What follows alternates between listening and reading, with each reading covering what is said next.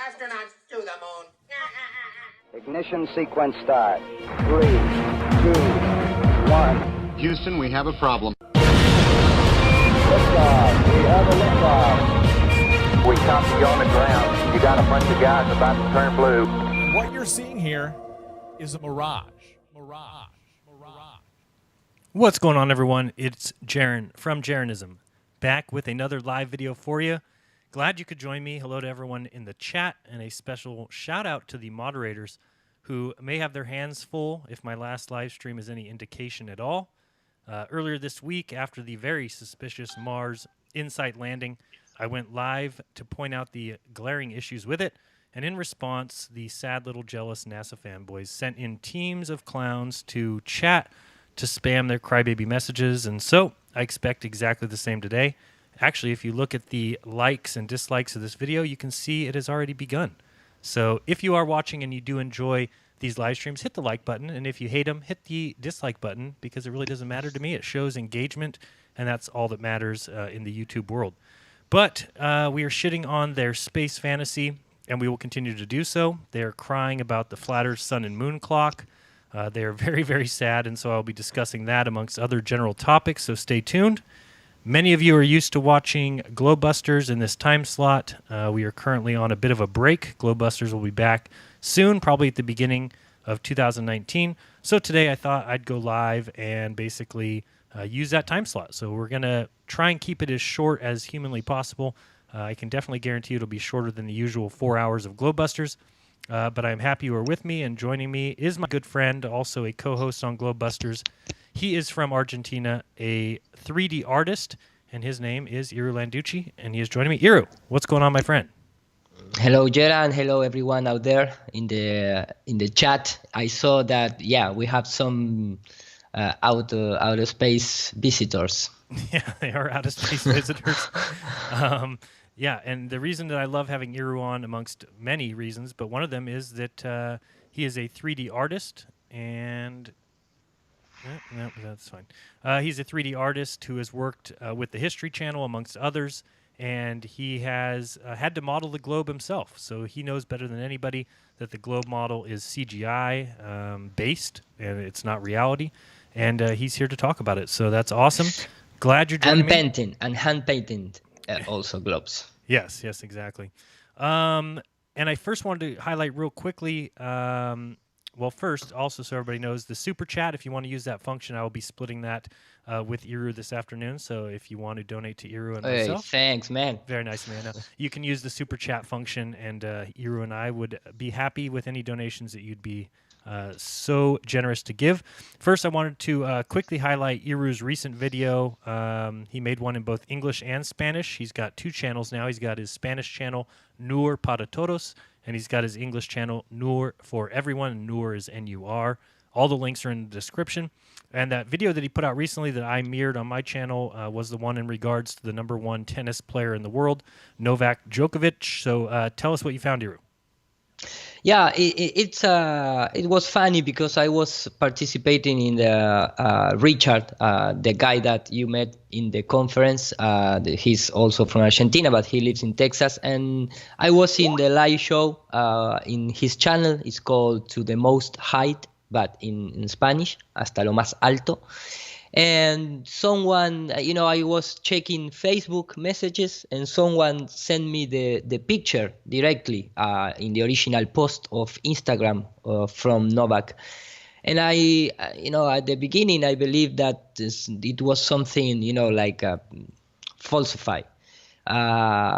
But when I start to looking into the original post, it's actually there. I mean, it's a real post from Novak, and when you start looking it at the first, at the first glance, you can clearly see like an eye, which you can. For me, in this context, that shape of the eye is something like look into it, look into this, and you have the Gleason map with the Antarctic limits surrounding the circle, the perfect, distribution of the continent. I mean, this is not just a random draw, Right? Random. It's on purpose with detail, with the cone shape of the Earth. I don't like that concept, but it's the only way you may have to, give some tips for the people out there that, hey, this is something about the flat Earth, and of course the word itself, talking about the level plane. So it was, like you said, it's the #1 tennis player in the world in our time. So it's completely, it's nice to have this kind of people. Yeah, definitely. And I'm showing it on the screen now so people can see that he has the hashtag #unselfie, which is like acts of kindness or not doing everything for yourself, but actually looking for others. And it says then the world is a level playing field, and you'll actually see the flat Earth map. So anyone who tries to say that that means anything other than what we think it means is terribly confused. So no, it's a good find, and it's something that I've known for quite a while. That I've been told through various people that Novak was a flat earther, but he couldn't come out yet, and so to kind of not keep it under wraps for now, which I have, until he starts drawing pictures of the flat Earth, in which case I will bring up that I'm pretty positive that Novak has been looking into it. Whether or not he's a full-on flat earther, I'm not sure, but certainly is interesting. Thank you guys so much. I see 2 super chats to start us off, so I appreciate that very much. Thank you. So that was a great video. Thank you. And then also you put out a video about NASA lies too. I saw that one recently, right? Yeah, because I'm start to sharing a few of my, friends from the Spanish community that made, nice quality videos that it not depend in your, language, because we as Spanish, we use a lot of English content. So you're going to see a lot of time that the original audio in English with the subtitles in Spanish. So we can share in both communities. And the Apollo Lies is a video taken from a guy who has a really nice channel in Spanish, but with English content also, called Magna Veritas. And I just add a few of my, my research at the end. But the idea with Nur for Everyone is just, acting like a bridge between the both communities, because we have a lot of things to share with you guys, and the same for you with us. So that is the idea of the English channel. No, it's a great idea. I think it's awesome. And let's see. The second thing I wanted to talk about was I wanted to address first this person, this character, the Godless Engineer. Not sure if you've ever heard of this guy, also known as the Godless Clown. I think that's what he goes by in the circles. Celebrating out there that he is a godless person, a product of billions of years of random chance is what brought him to the earth, I guess. So the only reason that I know this guy is making videos is, of course, because I get them sent to me, and I actually have not even watched this video yet, and I don't plan on it either. And let me show you part of the reason why. I'll just move this over here so you can see what I'm doing. Yeah, so this is the video here. You'll see it started playing, but it's on the ad. But all I need to do is read the description. First of all, it says, "What's up, heathens?" That's a great way to start. That's nice. Tonight on the live stream, we are looking at Jeranism's childish attempt to discredit this week's InSight landing. Basically, it boils down to a supercomputer controlling all of reality outside of Earth. Mars is fake, and the JPL scientists are being duped by the government. So I thought that was pretty accurate, so I don't even need to watch it. Yeah. He got it really. Exactly. Yeah, and thank you for nailing that exactly. So then he says... He described it perfectly. He described it perfectly. I thank him for that. And then it says we will be covering, and once I got to number 3 and 4, I just laughed and said, I'm not even watching this, because it says, number 3, why the landers and rovers don't have 4K GoPros, and number 4, why there isn't footage of the landing. And I already know what he's going to say. He's just going to make excuses for NASA, and it's so classic because their excuses are always the same. They're, why film it? Why put cameras on the craft? They're doing science. You're crazy to think that they would put a camera for your wants just to show you it's real when everybody else knows it's real. But it completely defeats my entire argument. My entire argument is that they don't know it's real because there is no cameras proving it. So you can't just come back and say, well, there's no cameras proving it because they're doing science. Well, then my challenge still stands. Is that how do we know it's real? And so, again, if you're just going to make excuses for NASA all day, which is all these guys do, the Godless Engineer, I don't know if you've ever heard him before, but he's been on the Lie Sequitur show many times, and that's enough for me. That nice show. Oh, it's a great nice show. Great show full, with Lyle and Deceive McCrae. The Cocker Spaniel. And no, I don't even really need to address that any further. But I do appreciate him bringing more views to my video, which is, I'm guessing, what's happened. If anybody hasn't noticed, my video from just earlier this week, which I believe was on Tuesday, already has some 80,000 views. So if it is because Red's Rhetoric and Wolfie and all these different characters are sending people to the video, that's exactly what I want. I want people to see that there is no proof that there's any craft on Mars. It is simply data being streamed back to computers. And these guys don't want to get it. And of course they don't get it because it shits on their entire religious belief. It shits on their entire fantasy about they're going to be going to the stars. They're going to get to room up with Elon Musk and travel for 8 months and go die on Mars, So as long as we keep shitting on that, then they're going to be upset. So when it gets down to the questions of why film it, why put cameras on these crafts, I mean, why would they do that when they're doing science? It's just hilarious to me. These people love movies. They love fairy tales. Completely. Yeah, they just love it. And so... In fact, sorry for interrupt you, No but problem. in fact, I mean, this time the craft just land and stay on that spot. And it's so easy to fake, man. I mean, it's just a instrument that is going to penetrate only 5 meters below the ground, and I am still doing a very detailed analysis of the complete InSight mission. I mean, the pre-conference, the conference, the post-conference, all the answers from the public, before the launch, before the land. And for example, all that guys inside of the control room at that particular day, they can do nothing because they own. They himself talking about that all the calculations to correct the course of the craft, you have made it like 2 days ago. Right. So when you are in control room, you cannot do nothing. Nothing. It's just like a soccer game when you have the guy who's going to tell you what is going on based on numbers. I mean, just numbers. And the software that they use in the control room is so antique. I mean, it's so easy to fool the people. Yeah. I mean, it's completely easy. It's too easy. It's kind of sad. It's too easy. There's a good group of us that are not fooled, but I think that they know that. I think that there's going to be, they know that there's going to be people out there, and it just creates more infighting. That's why some of these false flag events or whatever may be glaringly obvious to us, but they know that the other 90%, 95% of the citizens of this world are just going to fall for whatever shows up on the media, and so they just create more infighting by making it glaringly obvious, like these Mars landings or lack thereof.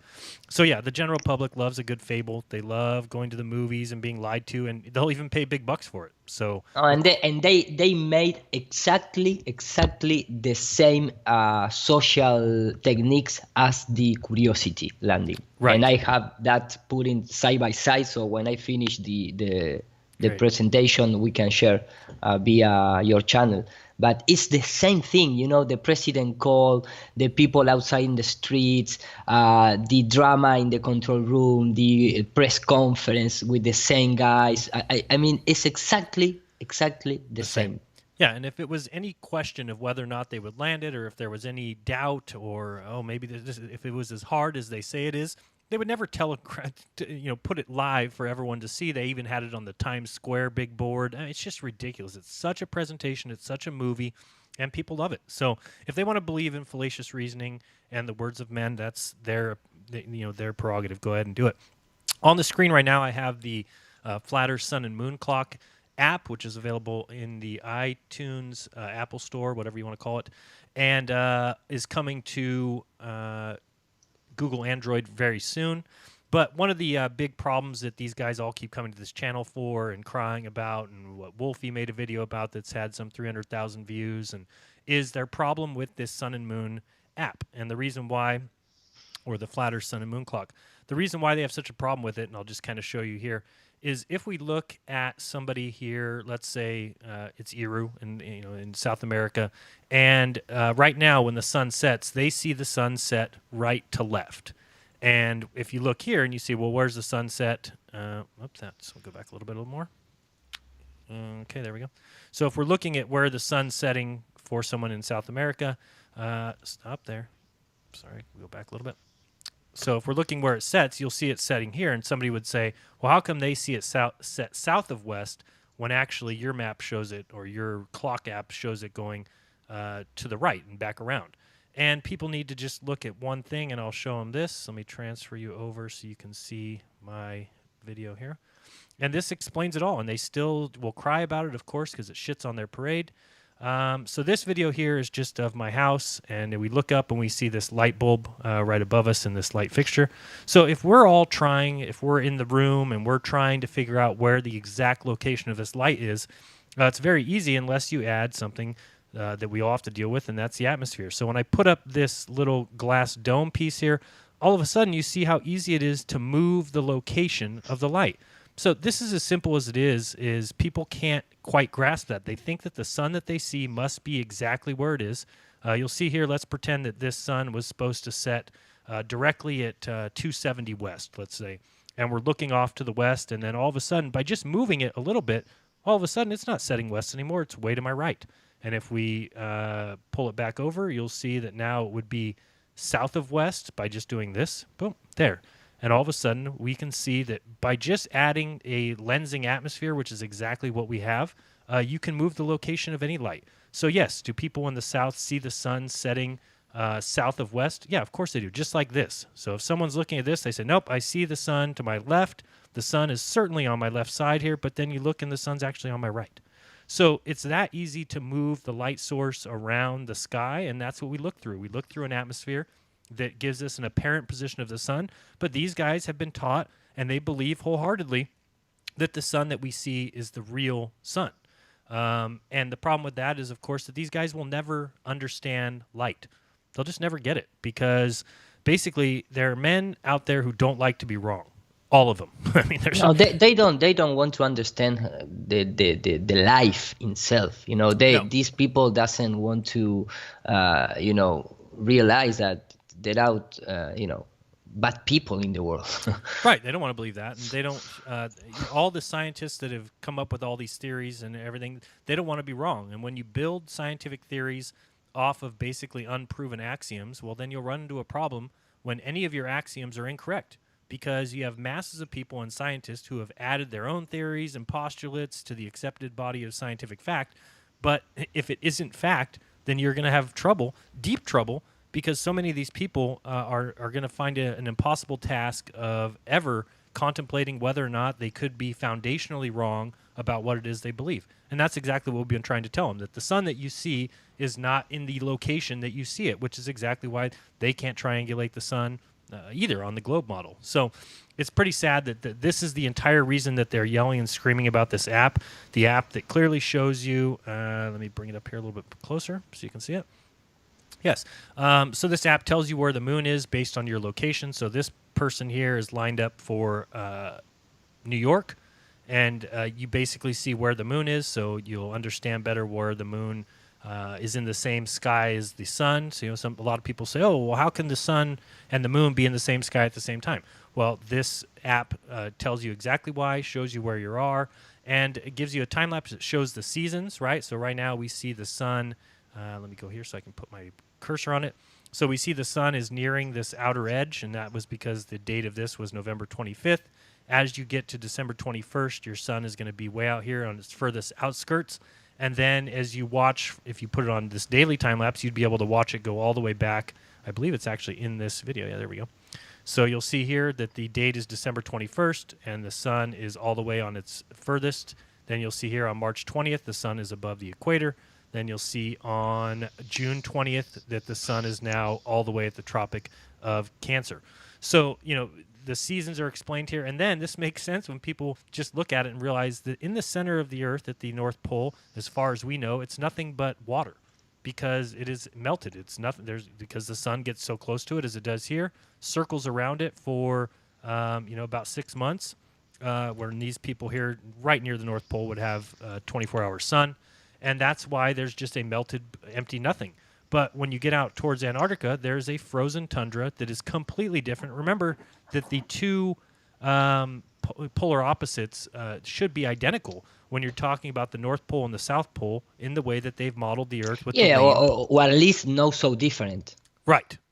Well, if anything, I mean, the sun is closer when it's in the southern summer. And so, if anything, the southern area should be, water, and the north be the frozen tundra. But that's not at all what it is. So this map helps explain to people why it is that the outskirts of our Earth is frozen in. And that's because the sun only goes to this tropic of Capricorn here and circles here. And that's why. And people say, oh, but there's 24-hour light in the south. Yeah, there's a 24-hour light, which we've shown many times is caused by the coffee cup caustic is what it's called. It has to do with the atmosphere above us, each person's personal atmospheric viewpoint. And that's what people just can't grasp. They can't understand. They don't understand and it's even weirder than most people think, because a lot of people think of a dome on this entire circular area here. And it's not, I don't believe in that particular dome, because the way that it's set up is that the lowest points, so the sky is the lowest at the North Pole and at the South Pole. So if you're going to picture this, you would have to picture like a bundt cake pan. Maybe people don't know what that is, but a bundt cake pan would keep your kind of like a donut kind of sky above this, where the lowest points are the South Pole and the North Pole, and the highest point of the sky is at the equator. And that's true whether you believe in the flat Earth or whether you believe in the globe Earth. That's the numbers that we get back, that the highest point is above the equator. So really, you have to kind of picture a half dome. In which case, when you're down here in the south and you're watching this sun set, to you, it appears to be going right to left when actually it's circling around. And as I've showed people many times before, I might be able to bring some of those up real quick, but we're finding videos of people who are filming from the south, say in Australia. They're filming the sunset. They're filming it set right to left, but then if you keep your time lapse on, all of a sudden you see the sun circling back to the right. This has been pointed out by numerous people. I've tried to get more people to film it, but here's how crazy it even gets. And let's talk about real quick before we get to some of Iru's stuff. Wolfie6020, who's made several videos or made a video attacking this app. He also made the video about, some flat earth owes him $100,000. But let me tell you why I don't think that we should be listening to Wolfie at all, or why I don't listen to him, or why I don't watch his videos, is because who the hell is he? First of all. If you want to see Iru and I, you can look at the thumbnail of this video. That's our pictures. We show up places live. We speak at conferences. We use our real names, Jeran Campanella, Jeran Landucci. We are real people, period. Wolfie can't say the same. Wolfie cannot tell us his name, cannot tell us his job. He cannot tell us who he works for. He cannot tell us anything about himself that would... No, and the name itself, Right. Wolfie. Right. You can pick, so many names, but The other thing is, I don't know if people know this, but he told me a while back that he's got another channel where he makes tons of money that has, in his words, way more subscribers than I have. So he's got another channel. He's got a totally different channel that he doesn't even tell. So imagine this scenario. Imagine that we have a flat earther like myself who doesn't use his real name, who doesn't tell you who he works for, who says, oh, by the way, I've got another channel on YouTube where I make all my money that has way more viewers than any of your channels do, but I'm not going to tell you what channel that is. I'm not going to tell you what channel it is because I just don't want to tell people. I mean, these are the kind of things that would make people just completely dismiss everything I say, which is why I dismiss everything that Wolfie says. To me, he's not a real character. I don't know what he is, but here's another thing that a lot of people don't know, but in my entire conversations with Wolfie, and there has been probably 100 emails back and forth. Of course, I've asked him numerous times, hey, will you Skype me? Will you call my phone? I'll give you my number. You don't have to give me your number. You can star 67 it or whatever you need to do. Nope, he's never Skyped me. He'll never have a conversation with me. Also, you might note, he's never been, at least as far as I know, on a live stream or a hangout. I just saw for the first time 3 or 4 days ago that he had his first interview. I don't even know where that came from, but it says, a flat Earth interview with Wolfie 6020. Doesn't have very many views on it, but it certainly is interesting that just now is he starting to do things. But it still wasn't live. So, somebody who won't get on live, won't get on Skype, won't talk to you like a human being, I don't even know why we pay any attention to him. So he may have a problem with the app, but let me get to my point of this whole story. In our entire conversations, over 100 emails, I have asked him for one thing. And that's it. And he will admit that. He will tell you, yeah, Jeran's never asked me to provide him any evidence or any footage except for one thing.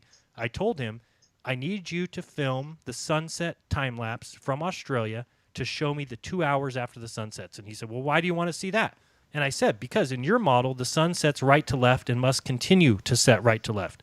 I said, but I think I'm seeing footage that shows the sun go back to the right. So can you please take footage for me for at least 2 hours after a sunset? Just point it in the west direction and show me what the sun does.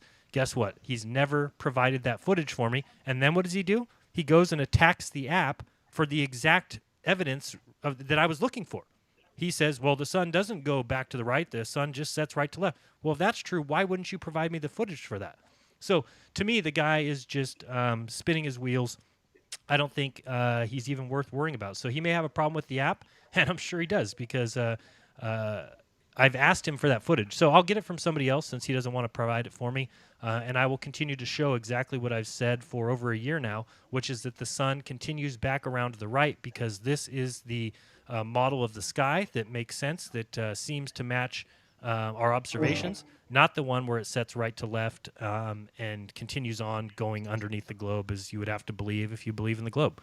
So it's just more stuff of more reasons why I don't watch these guys, why I don't watch Red's Rhetoric, why I don't watch Sean Hufford, why I don't watch Wolfie 6020. There's no reason to. These guys have continued to tell lies about me, so why would I look at any of their responses to my videos or any of their quote-unquote debunks? They're liars, period. So, as far as Wolfie goes, I can't necessarily say he's ever lied because I don't necessarily think I've found that. The other ones Sean Hufford, I could do an entire 48-hour live stream where I would just tell the lies of Sean Hufford. But as far as Wolfie goes, I just think that he's going out and showing people all the breadcrumbs that have been left for people so that they think that the Earth's a sphere. So any kind of deception. Yeah, but here it's the same. We have in the Spanish community trolls that never give the real names, never give a face, never wants to address a conversation. I mean, offline conversation, just like as a real people. Right. So it's when you have something to hide, I mean, it's sad. No, I agree. And if he didn't have anything to hide, then he would come out and say, "Oh, this is my other channel where I make my money. This is, He's a pilot, right? He's a professional. Yep. And I mean, I would have to assume that's pretty true because I've seen video footage that he's provided. Of course, nothing live. If you go to his channel and try and look up live streams, there is not one video. In fact, there's not even an option to look up live videos on his channel, which is rare compared to any other channel because a lot of us go live all the time.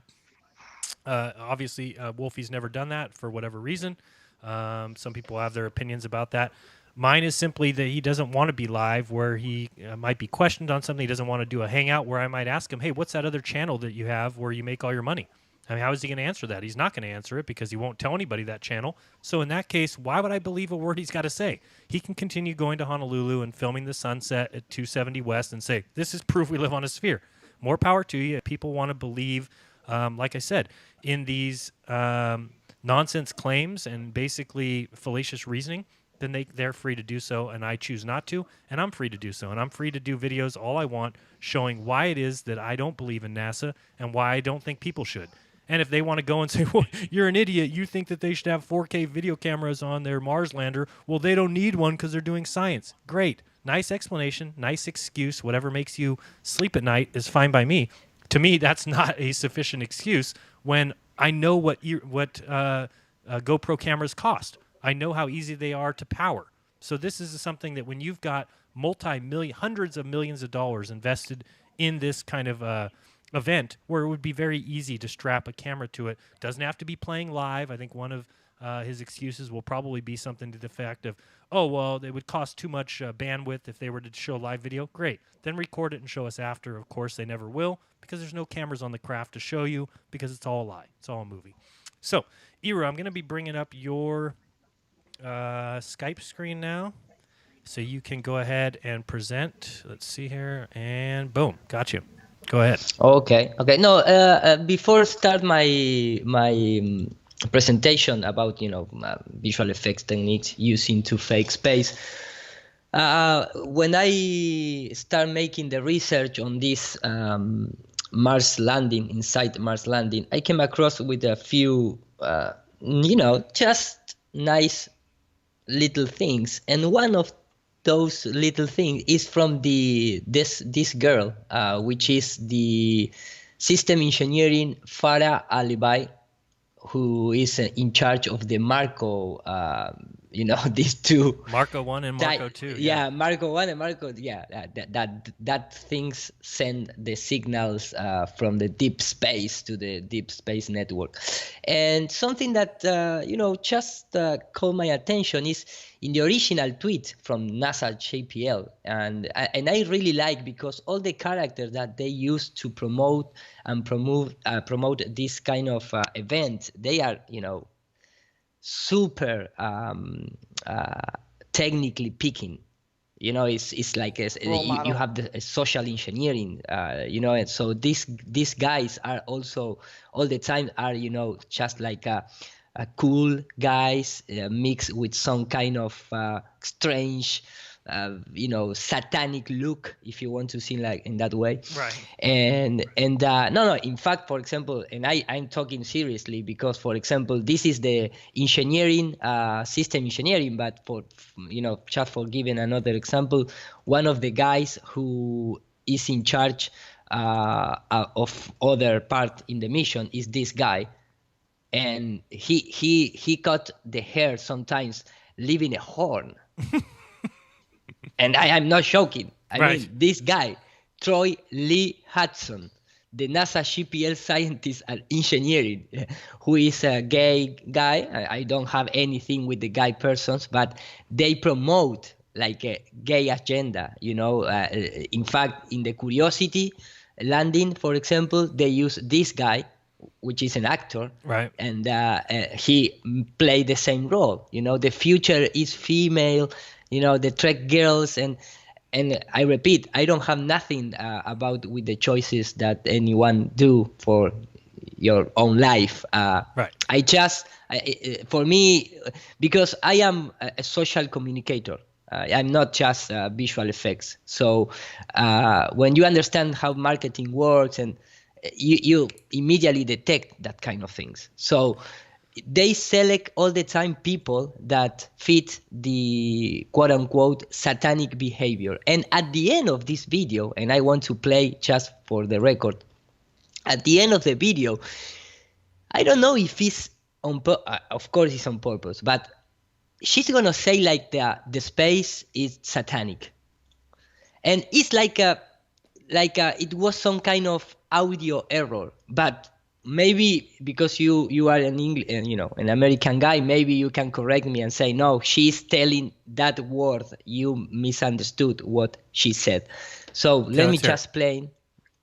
Demonstrating a technology. We've never launched CubeSats to outer space before, but if it works, then in future missions, we can start relying on them. We run everything that we're going to do on the spacecraft on the ground first. One of the things that really drives me is no one has ever done this before. We're just breaking grounds and exploring our solar system. It's just so exciting.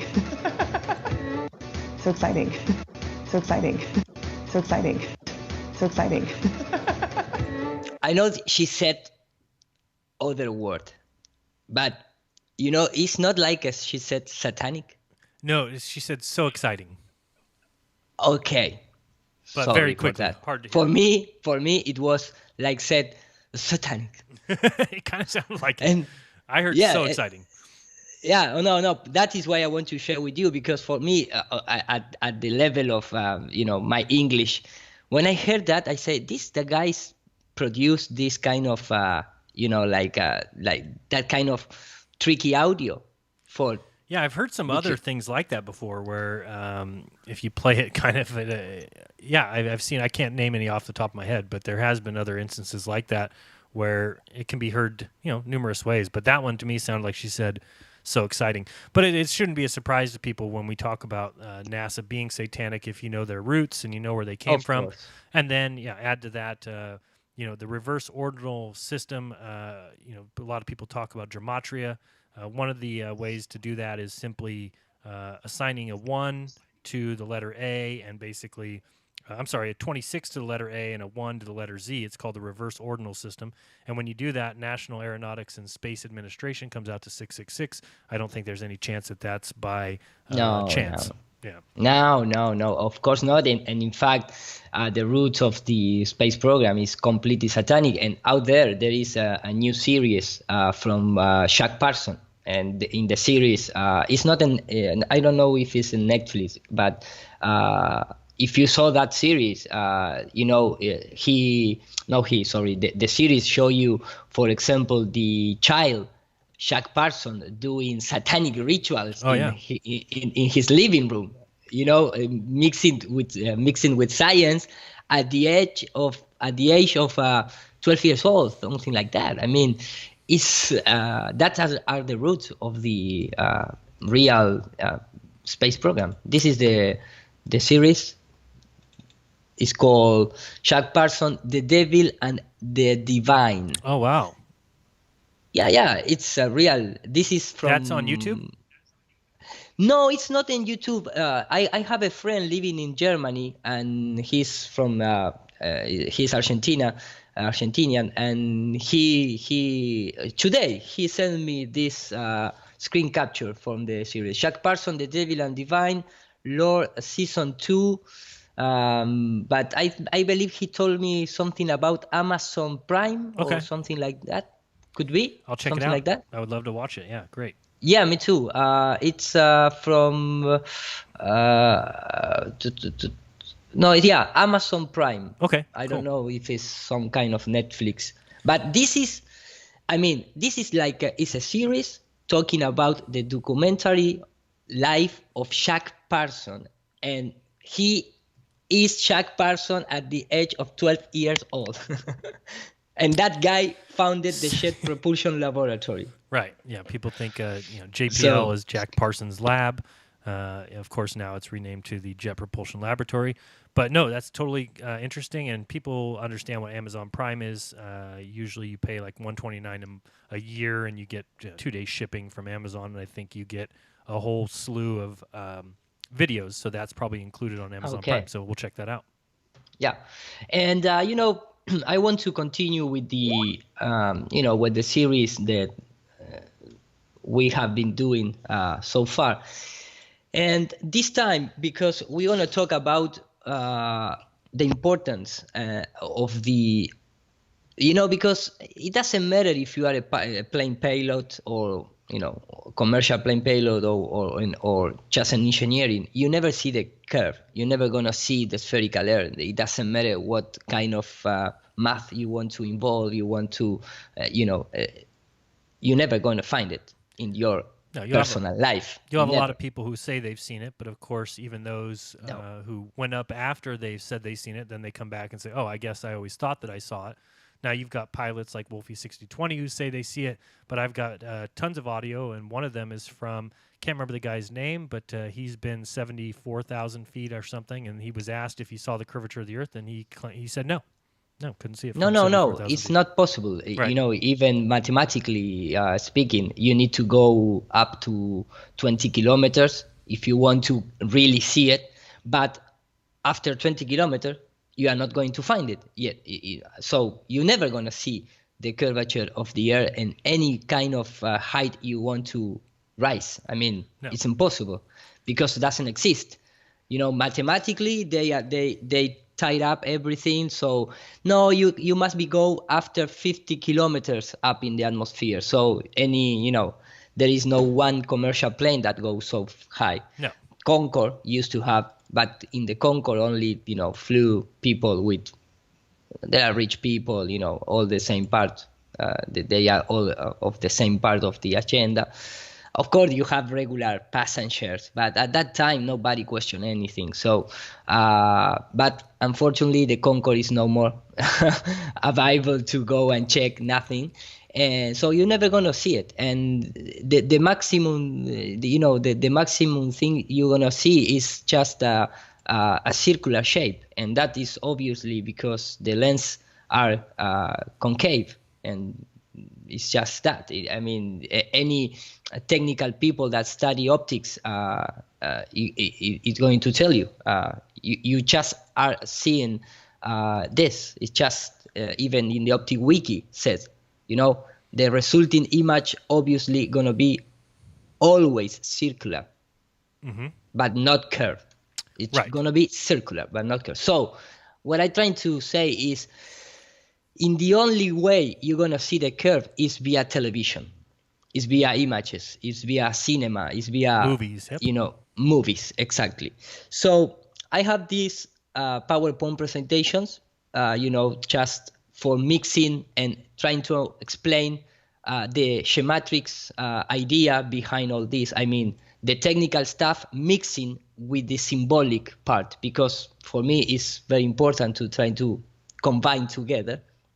So I have prepared all these slices, but I want to start, just communicate to the people why they invented the television, because we always show the U.S. patent, for manipulation of the nervous system. So I just want to, share. This is for a old clip from this guy. You're gonna recognize immediately when you listen. So I mean, here is very clear what they do with the television. So I'm gonna start from here and then continue with the presentation, if you like. Sounds good. Most people still today think that all entertainment to do with movies, drama, is therefore nothing more than their entertainment. It never ever was that case. Throughout history, social engineers have refined techniques designed to control large populations. About 100 years ago, this big organization with many branches wrote about the kind of culture and the changes of culture over a 100-year period that they would actually design, implement, and bring in. H.G. Wells talked about it too. He talked about arenas. He says arenas could be put up across the world for sports, for instance. Now at that time, sports was something that children, school children were into. Adults became adults and got onto adult things. But he said we can do this and voiced basically a sports culture for the males using a tribal system. We're all tribal to an extent. That's why we even bother to vote for a tribal leader. This is well understood. That's why we're supplied with these leaders. And because the average man was to become more disengaged from his own destiny, as the expert class arose, it was decided that the males would get their outlet, basically, being gradually becoming helpless as males through sports. Therefore, they'd have a tribal team they could identify with. The Soviet Union had a department called the culture industry. Their actors and directors were called the cultural leaders, because they would, like a computer, people are like computers. All you have to do is keep giving them new updates every so often, and you can change an entire country or a nation or a block of nations. We're all getting the same uploads, upgrades at the same time along certain paths. Today we call it political correctness. So if you start to understand the importance of the media and the, in this case, the television, before was the radio, but now is the era of the images, the 3D images, the 4K images, if you have more detail, you're going to hypnotize better the person. They, both Russian and United States are the country with the most important propaganda devices and technology, out there for convince or change the public opinion. So what they did is just translate the concept of the, heroes from the old Greek stories to our present. So they create this kind of characters into the society where a character like an astronaut is a guy who dressed in white like a god, coming from the sky to the earth. They are the most important people, they are the explorer, they are the heroes of the legends of our days. So they imprint that in your brain. So anytime you see an astronaut, you're going to see like a god. So smart, so intelligent. Yeah, and what's so funny is that the Ball Earth believers don't even accept that this is happening. They're totally blind to it. They can't even see that there's an entire universe that's being presented, being handed out for free in movies and film and in documentaries, but with no real footage. It's just data. And again, you've got people like the godless engineer who's going to say, yeah, but why would they put a camera on it? Well, of course, because putting a camera on it would prove it. So exactly. For you, it's a proof. It's a direct proof. Right. So they create not just United States, of course, Russia make the same thing. They present with an aggressive propaganda drawings like the astronauts are heroes. And in fact, here we can see again the brotherhood between United States and Russia. Right. Which is the real thing. It's not just they are opposite countries. That is for the for the business. But in the real sense of the in the both countries, they are friends because they are driving from the same families, from the same people, from the same elite. Exactly. Yep. So you can hear you can start to see how they work together. In fact, for example, and before entering into the techniques, when this guy talks about the creation of the arenas and use the sports for driving the mentality and create this kind of heroes because if some regular person is going to tell you something, you are not going to believe at the first glance. But if some hero come to you and say something, because for you is a hero, immediately you're going to believe it, what he said. Right. So what they do was transfer the sport, the arena, to the space program. And so that is why, you start to see this kind of mixture. No, it's like, in our days, it's like being a lunch, a space lunch. It's like it's like being, it's like seeing a soccer game or NFL game or you name it. Right. It's the same kind of behavior when you see all the people in the SpaceX, cheering and screaming. That is the arena of the our days. In terms of transfer, the concept of the arena to the space program. So when you start to looking, for example, in the old footage from Russia and United States, they share the same techniques. For example, at the beginning of the Mercury and Gemini missions, they use what is called like human puppets, but they use stop motion techniques.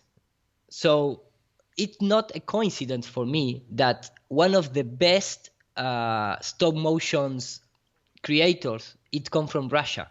And in fact, the Hollywood Academy give to him an Oscar for the movie The Hand, which was made in 1965. And if you compare the stop motion of this movie, the fluid motions, this is all stop motion. It's like a hand, with a white glove, like the Freemasonic hands, fighting with a guy inside a house. When you start looking this kind of techniques, you're gonna immediately detect it into the space program, and I'm going to show that in a minute. But something to have in mind is that the Academy of the Motion Picture Arts and Science, because that it's not just movie academy, it's movie and science academy. Hollywood, the Oscars, is not just for movie, it's movie and promoting science. So the American Film Academy declared The Hand the 5th best animated picture in the history until our days. And it was like it's all the time they some part of the history they keep secret. And after that the movie was released, the guy who make it died in 1969. The guy who make the system, not the system, he doesn't make it, but he used the system, this technique, if you want to see in that way. He died the same year as the man reached the moon set. So when you start compare this Gemini, you can clearly see the stop motion here. Right. In fact, I'm going to make a comparison. In fact, everyone see the, that. Can you look this? Can you see this like a linear movement of the body? Mm-hmm. Like in the straight path, in a straight line. And then he turned the head and he moved the helmet. Something that is a really mistake, because you cannot move the helmet if you move the head inside the suit. And here you can see the Americans and the Russians, and they make exactly the same shots, the same techniques, the same lighting, the same movement. So they share knowledge. They work together. They have the best propaganda systems. Absolutely. So when you make this comparison, again, let me just very quickly, let me see if it's, no, it's not, this is not, sorry for my, No problem. unorganized presentation once again. Not at all. But here you can see why the movement is so linear, because they use this kind of equipment that you're gonna see in the right side of the screen, and you can see how it's translated and totally, mechanical movement of the person. So why you need to go to the moon? Why you need this kind of simulation devices? It doesn't have to do with the real science. This is movie science. This is not space program science. So when you see this kind of movement, yep, you can clearly see how they use it, how they, make it. And if you come from the visual effects background, you immediately going to recognize all these techniques. It's identical. Immediately. It's identical. So yeah, you're definitely. It's identical. Yeah, exactly. Yeah, in fact, you can clearly see how, why this guy the legs are not moving so much. They are always like in a rest position, because between the legs are equipment that they erase, painting over the movie. I mean, directly Absolutely. over the film. It's how they do all their ISS walks and I mean their space walks and yeah, and even back here, because a lot of people might say, but they didn't have CGI back in No. 1969, but they didn't need it. They don't need it. They have and let me just go. Look how he, for example, rotate the body, but the legs never move. You know, it's all the time the legs are like stuck in the same position, and that is because they use devices where the legs are stuck. So they never move the legs because for faking the supposedly zero gravity environment, they have a device between the legs. And because they film everything in the black background, you just need to paint a black on the film. You know, like a Roger Rabbit movie. The Roger Rabbit movie, it was made by Disney, and the artist, because at that time doesn't exist the CGI, nothing like that, they painted over the film, over the strip of the film directly. Right. That was the only way to edit it at the time. Exactly. So I'm gonna come a few later to the techniques using for doing that, but I just want to put that in the context. And because I'm starting talking about the importance of the television and how they can manipulate your nervous system, things like that, and the television never was like something for entertainment, it's for indoctrination. Right. You can you have a really great example, because the CIA they have two operations called the Simpsons, or I don't know how is the pronunciation of this, and the Mockingbird. Both operations was to implement subliminal message to the public when they sit, on the living room and see the television. Right. And this is the first one. Our national anthem. With the national, when you can clearly see how they change the letters.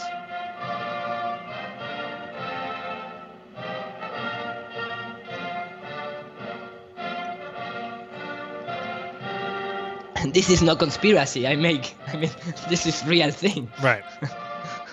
So this is how they manipulate your perception of reality. They have been working on this from decades. Yep, I'm just showing people real quick here. I'll go back to your screen, but this is the Michael Collins photo. Many people have seen before, but you can see where on the left side he's inside of an airplane. With they have the walls kind of bagged up, and he's floating around inside of an airplane.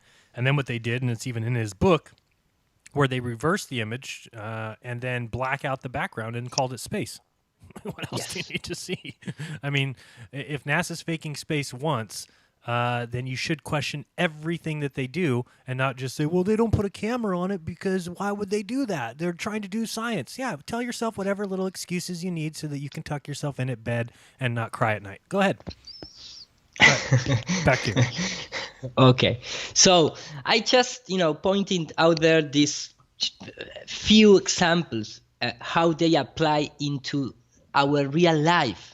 Because this is not just a space program. This is, this is a system that wants to control us. And they use every little aspect of that system. And of course, the television is one, but the television controls your choices in political, economical, family, science, religion, everything. So they have been working on this from, 500 years ago, when they invented the print machine, Gutenberg. That is where all these pieces you must take into the consideration. It's not just our modern age, the problem.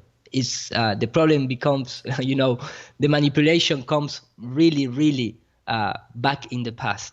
So enter into the schematic idea, the schematic concept.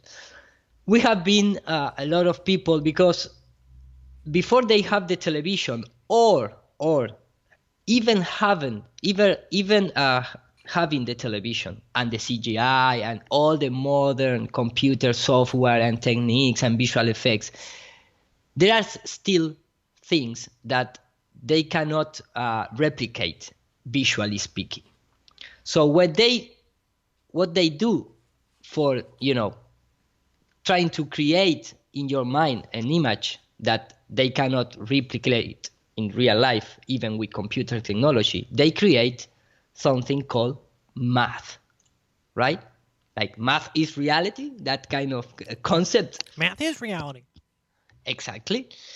So anytime they cannot, convince you in some way, they're going to take you to the math world, which is just, some kind of ethereal concept that is not a real concept. So they're trying to convince you via mathematical things when they cannot convince you with real or with images.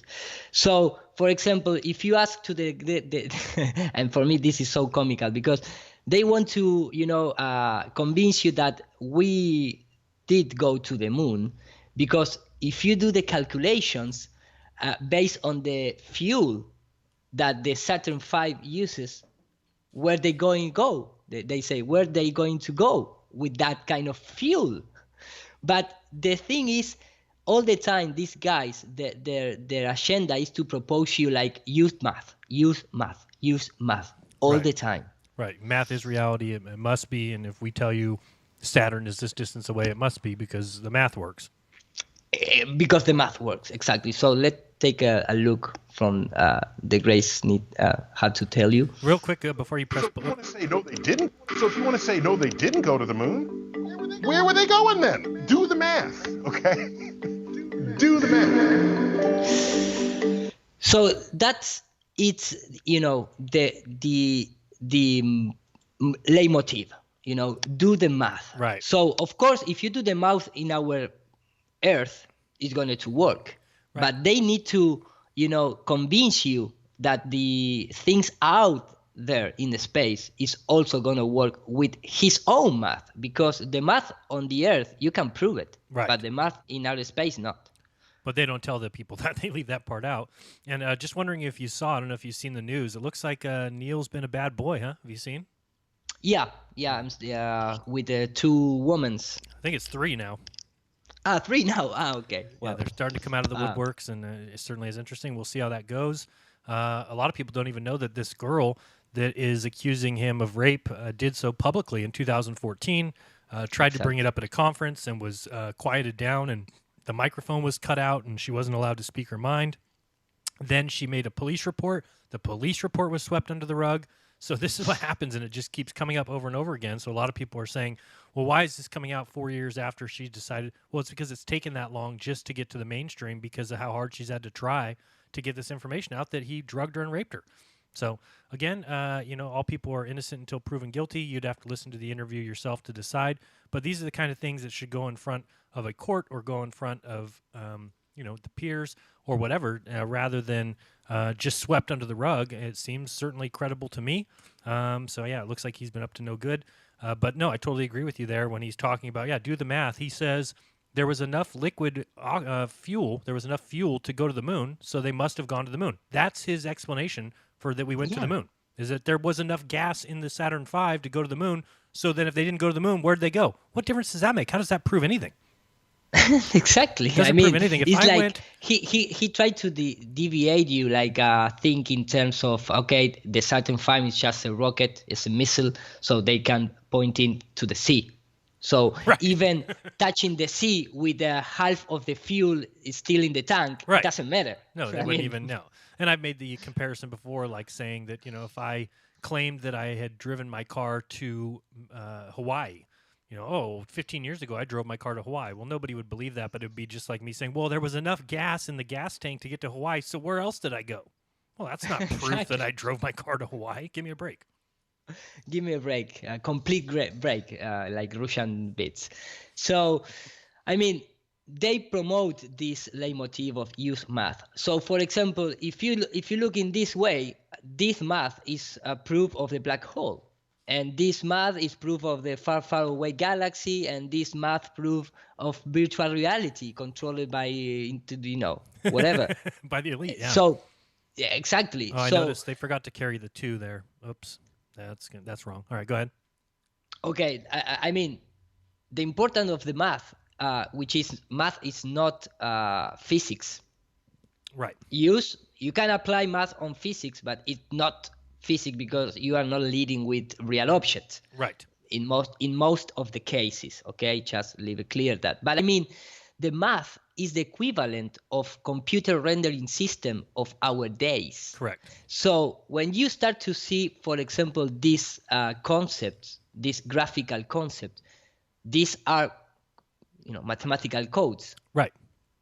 Creating images and trying to convince you that this was the Copernican system, but now this is the Hubble expanse. Well, Hubble, no, I mean the Georges Lemaitre Big Bang Theory, right? Expanse of Expanding the universe. Space, yeah. So the guy at that time, Georges Lemaitre, when he wants to convince the people that we live in the expanse universe, he didn't present this because at that time the computer graphics are not available. So what he did was presented this. Just a few formulas and say, okay, if we assume all this is real, here you have the proof of expand universe. Right. And nobody's claiming they can't do simulations and do these mathematical things now. I mean, it's easy now. It would take a second. We all have the power at our computers to run Universe Sandbox or Solarium. Exactly. That is why when you are inside of the control room, for example, with the launch of the Martian Insight probe, you just playing a game. The guys are reading numbers like you can read it from what, you can pick whatever game you want.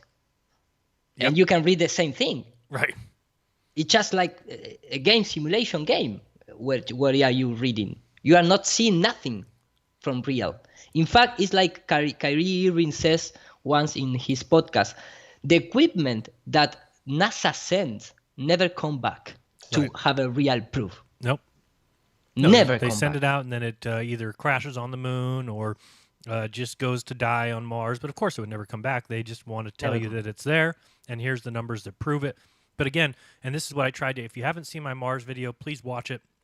I think it's important to get the point across to people of how easy this deception is when you're talking about all of the universe that we have been told about and taught about can exist in one simple computer. And that can be in charge of giving up all the data points, and we can send satellites into that computer. People get very confused. They don't understand what I'm saying. What I mean is, if everything's mathematical, then you just plug in whatever craft you're sending into the simulation. And then it's in the simulation producing numbers. It may be that there's only maybe a 3-mile radius where this craft might land on Mars. Well, it's not really a 3-mile radius that it might land on Mars. It's a 3-mile radius in the computer simulation that it might land on the simulated planet that is Mars. People just fail to realize how easy this deception is because all that's needed for proof is video footage. They don't have any. None. No, and the purpose of this presentation, it's like warning the people that even with in our time with video, we can accept like a complete real proof because our technology goes so in advance that anything right now is you can create it from the thin air of the magic of the computer. Right, it's very simple. It's very simple. So it would literally take one computer. It would take one computer to run the whole thing. Yes. In fact, this is like the old concept. This is like a computer render in the in the Middle Age, if you want to Middle Age. Right. If you want to see in that way, which is mathematical equations and formulas, things like that. Then they transfer to just cartoonish concept for teaching us whatever they want. But now And in our days, it's start to become a problem with the computer CGI, because like this is a really great community site that everyone in the visual effects community knows, which is called Evermotion. It's from Europe, and this is just like a portal where you have a lot of news from the visual effects industry. So once ago, one time, a few months ago, I come across with this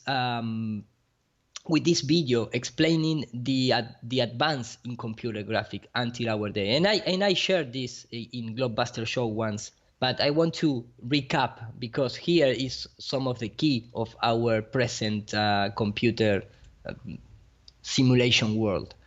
So it's about 3 minutes, so I give a play and we discuss after the video. Sounds good. It's 2017 and computer graphics have conquered the uncanny valley, that strange place where things are almost real, but not quite. After decades of innovation, we're at the point where we can conjure just about anything with software. I'm going to look at the current state of computer graphics, from the industrialized spectacle of popular CGI to the surprising territories beyond it. The CGI program is now a comprehensive off-the-shelf toolkit for the production of natural motion and photoreal imagery. The biggest worry about CGI reaching the frontier is that the easier it becomes to counterfeit an image, as political propaganda for instance, the more difficult it is to convince someone that And here we can start see, a little strange things, because why? And this is original from the video. I didn't alter it or edit it. No, this is just the original video. You can still find it in Evermotion. And look at the channel, Stormwatch, and it's like a square and compass, Masonic square and compass in the logo of the channel that this guy used to show an example. I mean, they are everywhere. Yep, sadly. So I'm going to continue. Image is real. The more difficult it is to convince someone that an image is real. Let me just go a little forward, because I pointed out the symbol of the channel in the YouTube. This points to a popular assumption that photoreality can be hijacked at the click of a button. And that's absurd. But, just maybe, given the sophistication of recent machine learning techniques, not such a far-fetched idea. Stop these kinds of attacks, and to ultimately destroy ISIL. Theoretical photorealism. Interstellar made the pages of science magazines in 2015, when director Christopher Nolan, astrophysicist Kip Thorne, and CG supervisor Eugenie von Tunzelmann collaborated to visualize a black hole by feeding some theoretical mathematics into 3D animation software. So here we can start to see how this is going to be used for the space program or the heliocentric agenda. Right. Because they start talking about theoretical photorealism. I mean, theoretical photorealism. All right, good. Yeah, that is the concept that the industry in Hollywood start to using to promote this kind of heliocentric reality, quote unquote. Mm-hmm. So they insert theoretical math into computer, and the computer came across with this, which is a lie, because this is and I saw how they made it. This is completely artist driven. Mm-hmm. This is not just like when you create a fluid simulation. No, this has a lot of tweaking details for making a nice image. It's not just a computer simulation. But let's go in. What emerged was a paradoxical picture of a phenomenon unobserved but, according to the laws of physics, visually accurate. Lie. Because it's according for the lot of the math, mm-hmm. not the lot of the physics, mm-hmm. if you want to see in that way. Unobserved. It's of physics, visually accurate. Unobserved.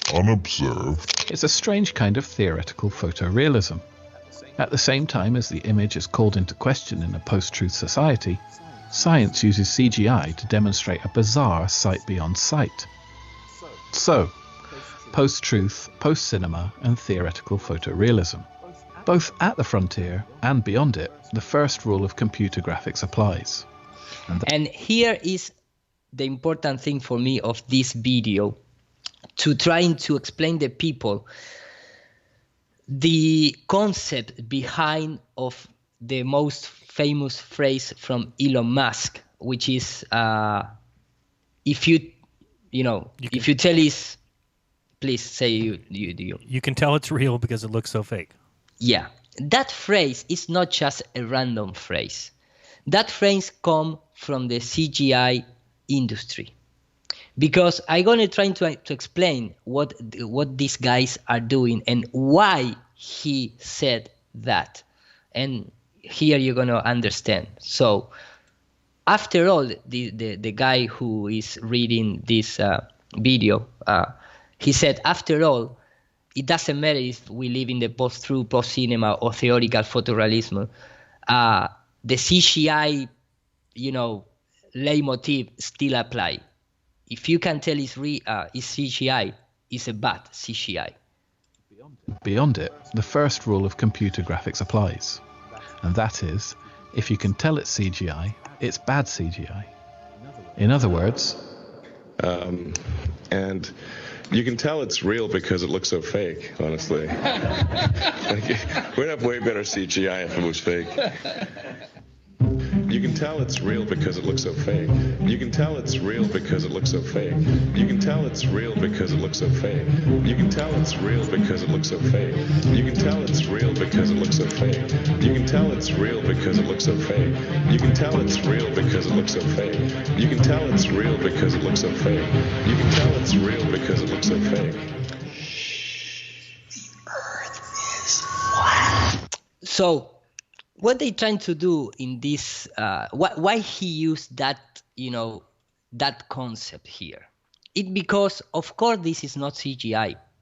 This is a real image. And this is this technique. They are using this technique from the old, from the start of Hollywood. Yep, good old circular cameras, good old fisheye lens. Yeah, and if you want, even in our days, if you want to do something real, if you can do it with real things, do it with real things. Use CGI when it's impossible to replicate in real life. But, for example, when you see movies like Jurassic Park, even for the first plane shot, they use real heads from dinosaurs. Real head in terms of they creating with wax and polyester and things like that. Right. But they still use real objects, because even Star Wars movie, they still use miniatures and film miniatures, because replicating the behavior of the light in the real world, even with our computer, is difficult. It's hard, yeah. And it took a lot of time for calculation, and when you are creating movie in 8K and stereoscopic movie, render times becomes money loose, So if you can replicate it in real life, you're still doing in real life. So this guy trying to convince us, because this looks so shit, it must be real. Because if we using CGI, of course we're gonna use more, like movie style quality of the image. It's like let me just explain with really quickly. I mean, for example, this is a 3D software that I use, which is called 3D Studio Max. And here I recreate just out of the shell, without any post-production, just downloading a few textures from NASA. Here you can see, the typical image from the ISS. But this is an image with post-production, So when you look it, I'm trying to make some kind of between real and an artistic image. So anytime that you create something with image enhancement, you're going to need to enter into the code of movies. But when you leave things completely, just flat in terms of like this, in terms of visual concept, in the mind of the audience, you're gonna try to create like a real life situation, because the only difference between this and the movie is just the post-production technique. It's just like that. Let me just express myself with an image. If I took, for example, I'm gonna take a random ISS footage. Let me just go to the ISS. So here, if I'm not mistaken, the graphic of the Earth that you just showed, who made that? Me. Yeah. So I don't know if people understand that. People might think that you took somebody else's image of the Earth or video of the Earth. No, that was made by Iru. Yeah, and very quickly. I just downloaded the maps from NASA, who is going to provide you the and then, the maps from the outer space. And then what do? You just wrap it on a sphere. Exactly. Yeah. And I create the atmosphere and things like that. So, for example, if I took this guy from Sherman, his Sherman astronaut, showing us his tattoo of the Eye of Horus and how he, very impressive. Yeah, very impressive. So if you look like in this way, it's just, real life image. So if I just apply like an adjustment layer and I just very quickly, let me the presets loaded, and I'm start to apply, color correction things, you're going to start to look that and you're going to see, but this is not a real image. This is from a movie. Just because the color is just from the color. So what they trying to do anytime they show, videos, really shitty videos, is trying to enter into the code of real life, like the movie Blair Witch. Did you see Blair Witch? Yep, Blair Witch Project. Yeah, Blair Witch Project is a movie. Of course, it's a movie. Right. But because they use, naked images, just simply out of the camera, right, it takes that feeling of reality. Correct. But it's not reality. No. So when they create this kind of image here, for example, this kind of image, this is simply as, and I'm going to show later, it's just a plane taking image 90 degrees to the ground, and you wrap all together and you map it into a sphere or into a circle, and you leave it at that, like it is, without any post-production color, nothing like that. You took the image like this, pointing down from a plane, and you just tilt it, and you just create the mask, and you just add the atmosphere layer, and boom, you have the same kind of real image. They use real image. This is not CGI, produce it. No, it's fake. It's fake in the way that the craft is not in orbit of the Earth, taking that particular image at that time. Right. No. That is why the clouds never moves. You never see the same result in terms of the continent beneath. You can have a complete list of errors showing from the ISS. Sometimes they make the things good, but the majority of the time they make crap things. So right. For example, here you can see this. What is this? The cloudy planet we live in. This cloud is more big than the entire United States. Right. If you believe in this. And all the time you can clearly see different situation all the time. Look at this quality, then you jump here and look this quality. All the time they need to break the image after 45, 55 minutes. I don't remember how long they use the live feed, and they cut off and they come back again. So you lose the track. You lose the track. Usually 45 minutes is the maximum time that they'll play any live stream. Exactly. So here you can see, just simply, for example, and they don't do it because they don't want to get trouble, but right. even if you go to the NASA webpage, they also provide you animated cloud taken from the Dopplers, from the ground Dopplers. So, for example, this is an example that I made very quickly with morphing clouds. And I repeat, this is just, I make this for the presentation. Right. So when they trying to convince us And that, Iru, do you have yeah. a $56 million a day budget? 57 because I signed a new contract with NASA. Good for you, good for you. Yeah, so remember that NASA gets $56 million a day to produce this stuff for you. Iru does it in just a few minutes for free. Go ahead. Yeah, not for free, man. The people in the chat give us a few bucks. That's right, for the super chats. So for the super chat, yeah. Right, so I mean, what I'm trying to say is, anytime these guys, trying to convince us that the Himawari or Go satellite, they are sending real video, no, they don't.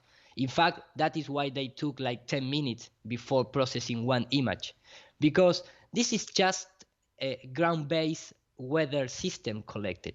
Mm-hmm. And for you having these kind of things, you must be downloaded for official sites. Mm-hmm. So when you have a computer feed the information to a graphic station, you can create whatever you want and upload in even, I don't know why they took 10 minutes to upload it. They could even do it more quickly if they want. So what I'm trying to say is, they use a mixed system between photograph, CGI computer, math, simulations, propaganda.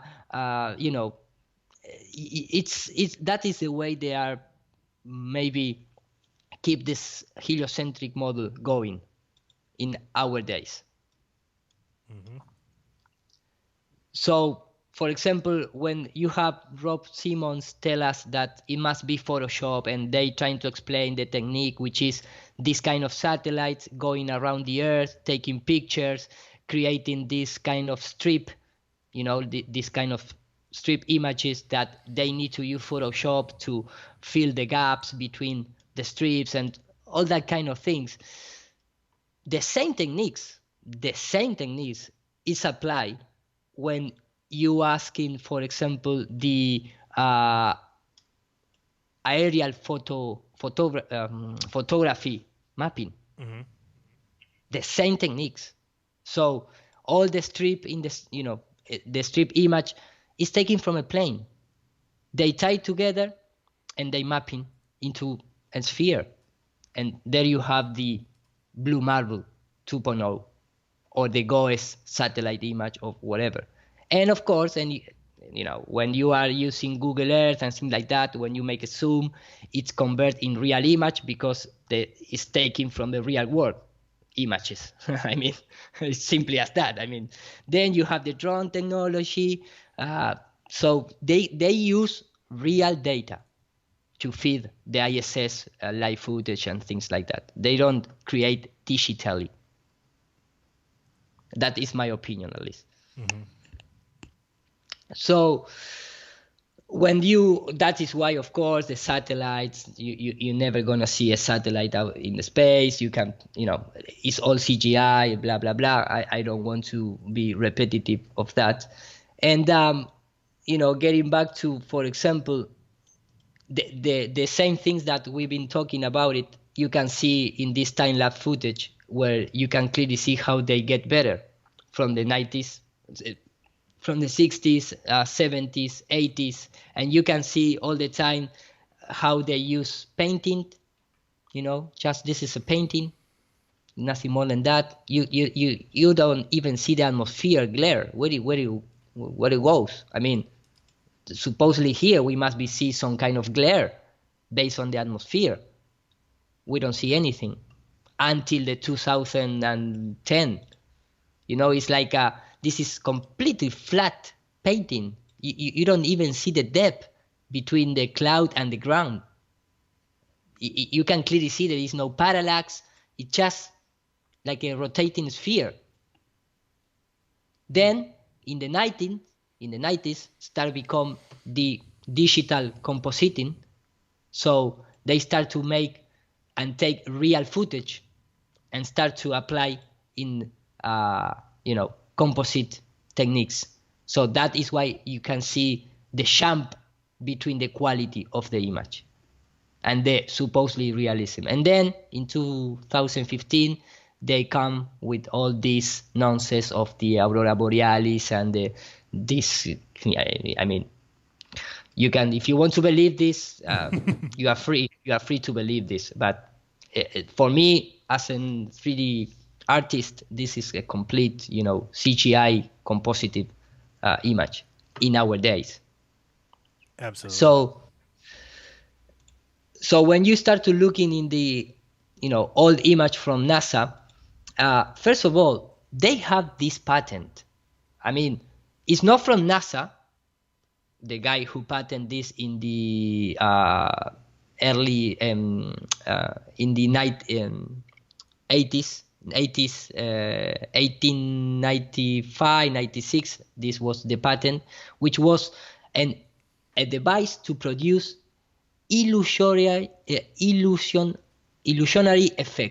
Device for producing illusionary effects, and the patent is registered with this device.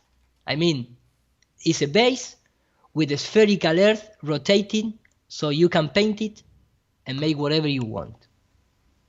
And this is a real pattern. So when you start looking into the models of the Earth from the Gemini, Mercury, here you have the NASA engineering painting that, or supervising this spherical object representing the Earth, without the cloud yet. But this is from the NASA headquarters. So if you have a black background and you have the sphere, you have this Earth. Right. Simply as that. And that is why you're never going to see a morphing cloud in the moon landings footage. So this I showed this before. Of course, they do the same thing with planets. They have a lot of spherical objects to paint. Simply as that.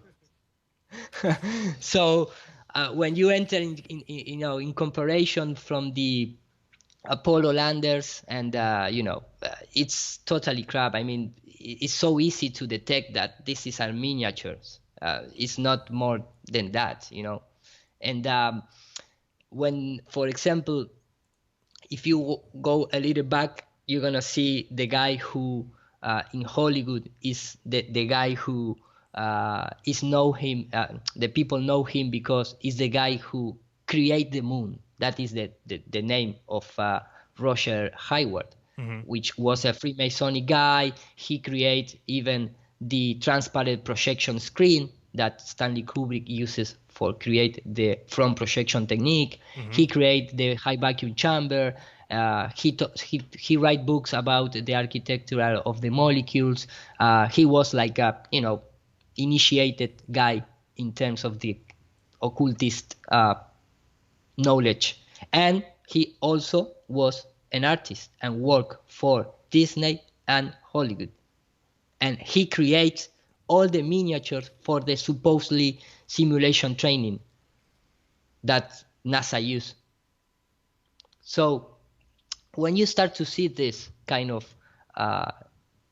stages, for sometimes, for example, you see this kind of system, the people start looking this and maybe they don't understand so good how this works. You see the rails here, the screen, the sphere model, another screen behind it, and supposedly on top of this is like a machine, like a tiny train with a camera passing by. And so if you want to give an idea how this works from the 60s, they still using in our days to do the same things. And you can clearly see here, for example, in behind the scenes from this new movie about Neil Armstrong called The First Man, like the Adam and Eva concept, the first man. So here you can see how it works. Ready to copy. It's just a screen projecting an image, was previously filmed, and you are stay, if you have a static object in front, you produce the feeling of movement because the image is moving. You know what I mean? Yep. So when you see this, like, maybe you think, oh, this is modern, it's modern age. No, this comes from this. This screen here is the same thing. When you see this here, when you see this situation here, is the same thing that I show you in the behind the scenes of the first man. Is a still miniature object with a screen background projecting an image.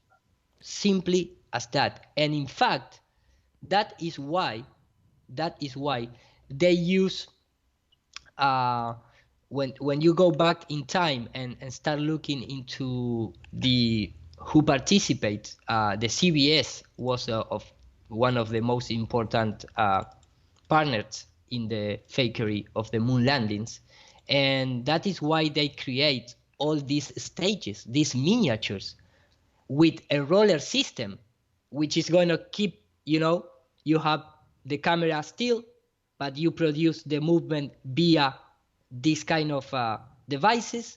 So then you transfer to the screen and you have a miniature Apollo 11 lander, so you have the complete idea. Yeah, no, totally. I'm going to show something real quick, just to pop over here. Stay right there. Don't go anywhere. But just showing here, let me get back here. Oops, I kind of got ahead of myself. But this company here called WonderWorks, this image here, a lot of people would see this. Oh, this is a space station. So I know it's done with miniatures. This is the company that will do it for you. This right here, a lot of people would look at this and say, wow, that's definitely the real shuttle. No, sorry, that's a miniature version. You can see it's copyrighted by WonderWorks here. The group that does it, you can go to Kubrick and look up all his miniatures. Everything that Kubrick did was miniatures. Here you see the set with the backdrop. You can just go through all these images and see, here you go, another miniature filmed with a black background, which people think is space, and they thought it was for a long time. Still think it's space, but then you can get into even more. See here, this is the prop gallery. And some of these images look identical to what, if you can't see it well, it's because there's a copyright little image over it. But you can see all these things. This is the site called the Prop Gallery, where you can find all these little space little miniatures that they used with a black backdrop. It's very easy then to put them on cables and move them exactly as space may dictate. Here's another image, a little bit grainier, hard to see. But you can check all that out at the Prop Gallery. Then you can look up Kubrick's miniatures. I think I searched, Kubrick miniatures would be good, or 2001 miniatures. Again, this is a miniature. This is a miniature. You can see all their little miniature simulations. You can go to here. This is all, cockpit rental for the. This is all just fake. It's all fake. This is fake inside of the shuttle. Completely fake, but people would say that's real simply if NASA shows it. You put a NASA symbol here or a NASA logo, and everybody will go to bat and tell you it's real when it's not. It's fake. Go to this site here. It's wonderworksweb.com, and you can see all the simulations. You can see the little mini space shuttle that they used. You can see here the Orion craft is inside their little model facility. What else we got? Inside the ISS. Completely fake, even with floating astronauts. They'll tell you right here. ISS interior crew floating from a BBC series. Yeah, so none of these people are actually on the ISS. This is being done fake. So there's so many examples of it that people just either refuse to see it. I mean, people like the Godless Engineer. This is, to him, a complete smashing of everything that he believes in. So, of course, all he's going to do is make fun of me, throw ad hom attacks at me, or make jokes of the fact that his entire worldview is based off of simulations and miniatures and models. Go ahead, Hiro. Exactly. And you come back to my screen? Yep, you're back.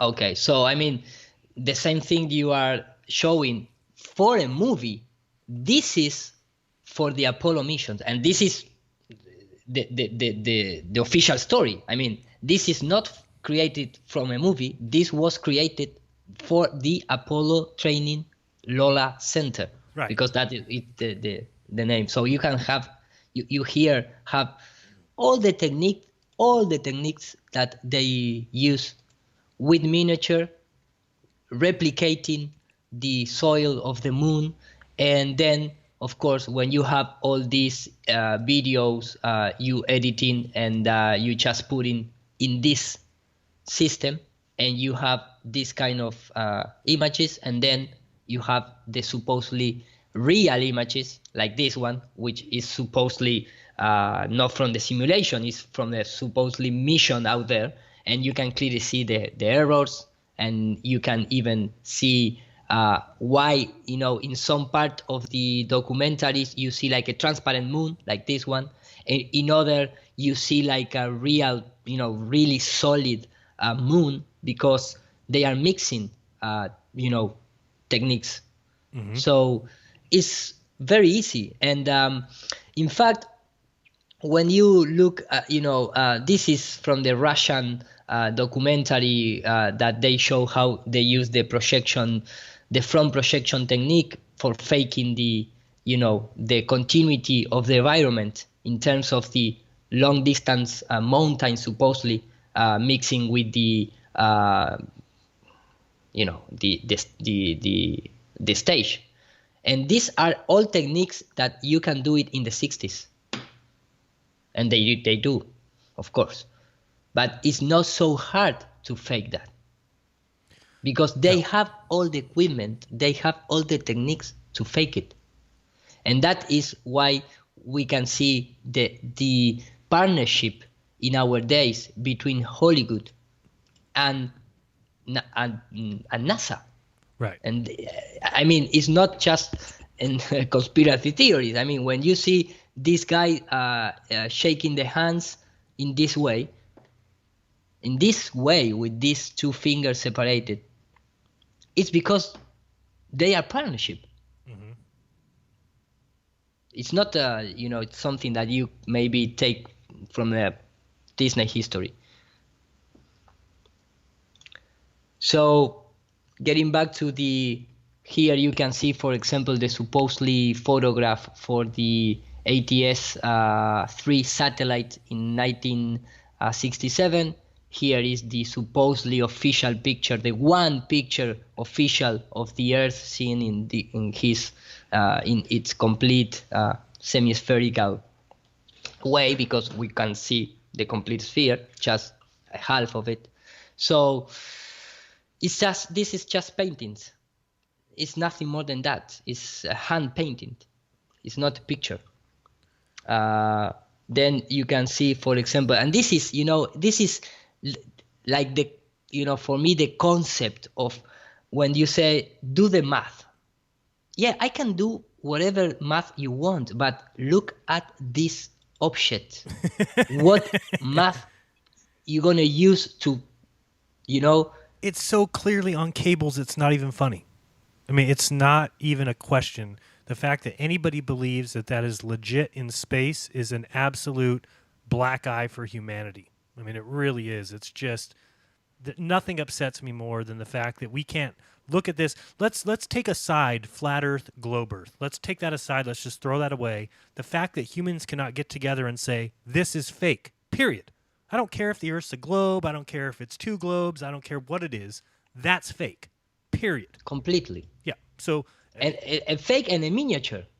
Yeah. This is just a simple miniature in front of a screen. Right, on cables that you move, and that's why it moves exactly in the order like a little. And they say, oh, well, space, there's no resistance, so we can just move things in a little warehouse with a black background and people will buy it. And they were right. Exactly.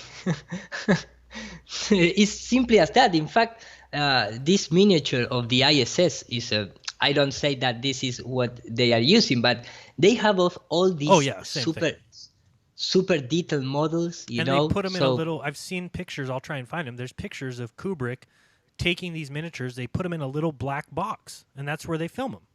It's in a little tiny frame. And that, and for them, it's very easy, because when they show us this kind of picture, they just move the background. Right, that's a miniature. That's a miniature. Absolutely. They just move the video in the background. They Right. don't need to, you see all the movement, synchronized between the space shuttle and the ISS. No, that is because the camera is still, this object is still, and the background is moving. And the background moves. It's moving. Yeah. It's just simply this kind of concept. Yeah, you and I could do it so easily. Yeah. I mean, oh, good. You have a lot of good pictures of miniatures on there. I did it a few times. Yeah, with you've done other things, not with. Let me just close that. So, even when you look in, this is also behind the scenes of the first man, and you can clearly see here the moon environment recreated. And this is not because we live in 2019 that you can do this. This is just, dust, earth, dirt. You can do this whatever you want. In the 60s, in the 70s, in the 90s, in the 2000s. Right. It's just video layering. Yeah. No, and this is real stage. Right. This is This is real stage. I mean, for making this kind of real stage, Oh, you mean like guys actually on the quote unquote moon, like we would have seen exactly. in right. Yeah, no, in fact, yeah. I mean, for example, if I get back to here, for example, this was for training purposes. But when you convert this into a black and white image and you erase put, the background, right? Yeah, or put just a black silk, right? And you film it. You have what they present us. Right. As supposedly real background image. No, absolutely. Real image from the moon. So, I mean, in the old days, they also have this kind of devices, for film some part of the supposedly spacecraft and mixing with the, black background, so they can create whatever they want. This is not things because we live in the age of CGI technology. Right. It's so easy for them to fake this, the moon landing. Even, I mean, most in that time when the people, they don't have access to see a behind the scenes. In our days, if you're trying to recreate the same thing, the people is going to laugh you in the face directly. Right. That is the thing, I mean, when you start looking all these devices, it's just simply that. It's a still camera filming a miniature, rolling with a mechanical system.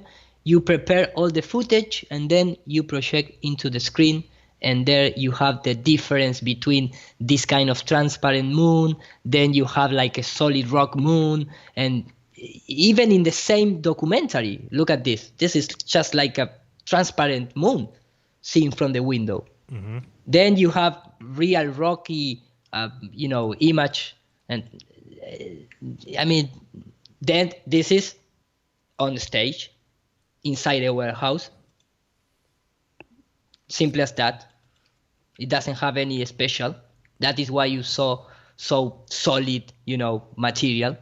So it's, here you can clearly see the projection because it's different. This is transparent. This is light. This is not a real object. This is a real object, and this is light projecting into the background. So it's so easy to determine this is just a mix of matte painting and real objects. And in fact, for the people out there that doesn't believe in the supposedly manual composite of the image, from 1927, from 1927 was created the matte painting techniques. Right. So it's not something in our days to mix real footage with hand painted images. Nope. And yeah, I'm going to show real quick. Keep it right there so we can come back to you. But if I can find my browser. These are just some images. I don't know if you've ever seen this image, Eero. This is from the interior view of the branch of astrogeology's well-equipped machine shop, West Street, as it appeared in 1968, USGS photo of 1968. They had an entire machine shop to build these little these little miniatures. Whatever they needed to build, they could build. And just these are just some quick images. This is an LEM docking simulation. Here you see it suspended by cables. Just some other images I threw together real quick. This one here, if you think that's the curvature of the Earth, more power to you. Look at this one. These are clearly just wrapped images. And then I still don't know if people have seen these images of Stanley Kubrick with George Miller of the NASA in the mid-'60s. This is Arthur C. Clarke talking to Kubrick in England. I mean, what are these guys even having conversations about? This is Duke. What's his name? I mean, Deke Slayton. I think they called him Duke. This is another guy from NASA back here. These guys were all involved. This is from Space Odyssey. You can see all these cables and things that they would hang from the ceiling, but you didn't see any of that in the movies, of course, because it was just edited out. But go ahead, Eero, back to you. No, really nice. I didn't know it. Those images, the Stanley Kubrick with the guys of NASA and the CIA. I have that picture, but the other ones not. And in fact, talking about wires, when you come here and see, for example, in this modern movie, this system, the system here, this two-wire system, that even in this behind-the-scenes camera, without any post-production or things like that, sometimes the cable, just for themselves erase it because it's mixing with the background. Right. When you see this kind of technique, and you then see this real image from the moon landings, with a compression in the image, because this is,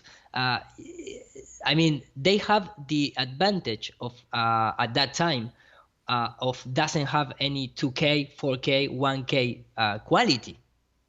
Right. So they have just, the regular image from the TV.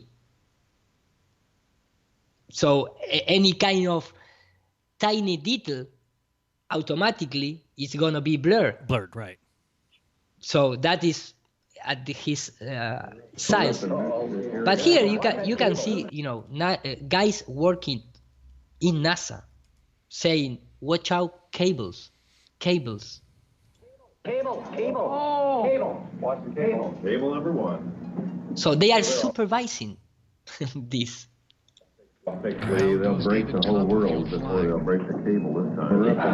There you go. Watch that cable. And then, it's simply for the people out there, like you said before, it doesn't matter if it's spherical or is flat. But in what way are you going to talk about this behavior of the astronaut, for example? Look at that. Who is pulling the guy? I mean, he never thinks in that kind of turn. No. You can lose your life if you go to the floor and break your helmet. Yeah, but these guys are bouncing all over the ground like it's no big deal. But why he's pulling back like that? Yeah. I mean, you cannot deny these things. No, it clearly looks to me like they're on a balloon. That look at the legs, man. I mean, what is that? Why are you gonna do that in the moon? Yeah. And again, everything is like this. I know you have some of this sped up, but when you watch it back, it's very lumbering, as if they are in slow motion, which doesn't make any sense on the moon. There's 1/6 the gravity and no atmosphere to stop you. Everything should be faster. Exactly. Right. No, and in fact, it doesn't matter.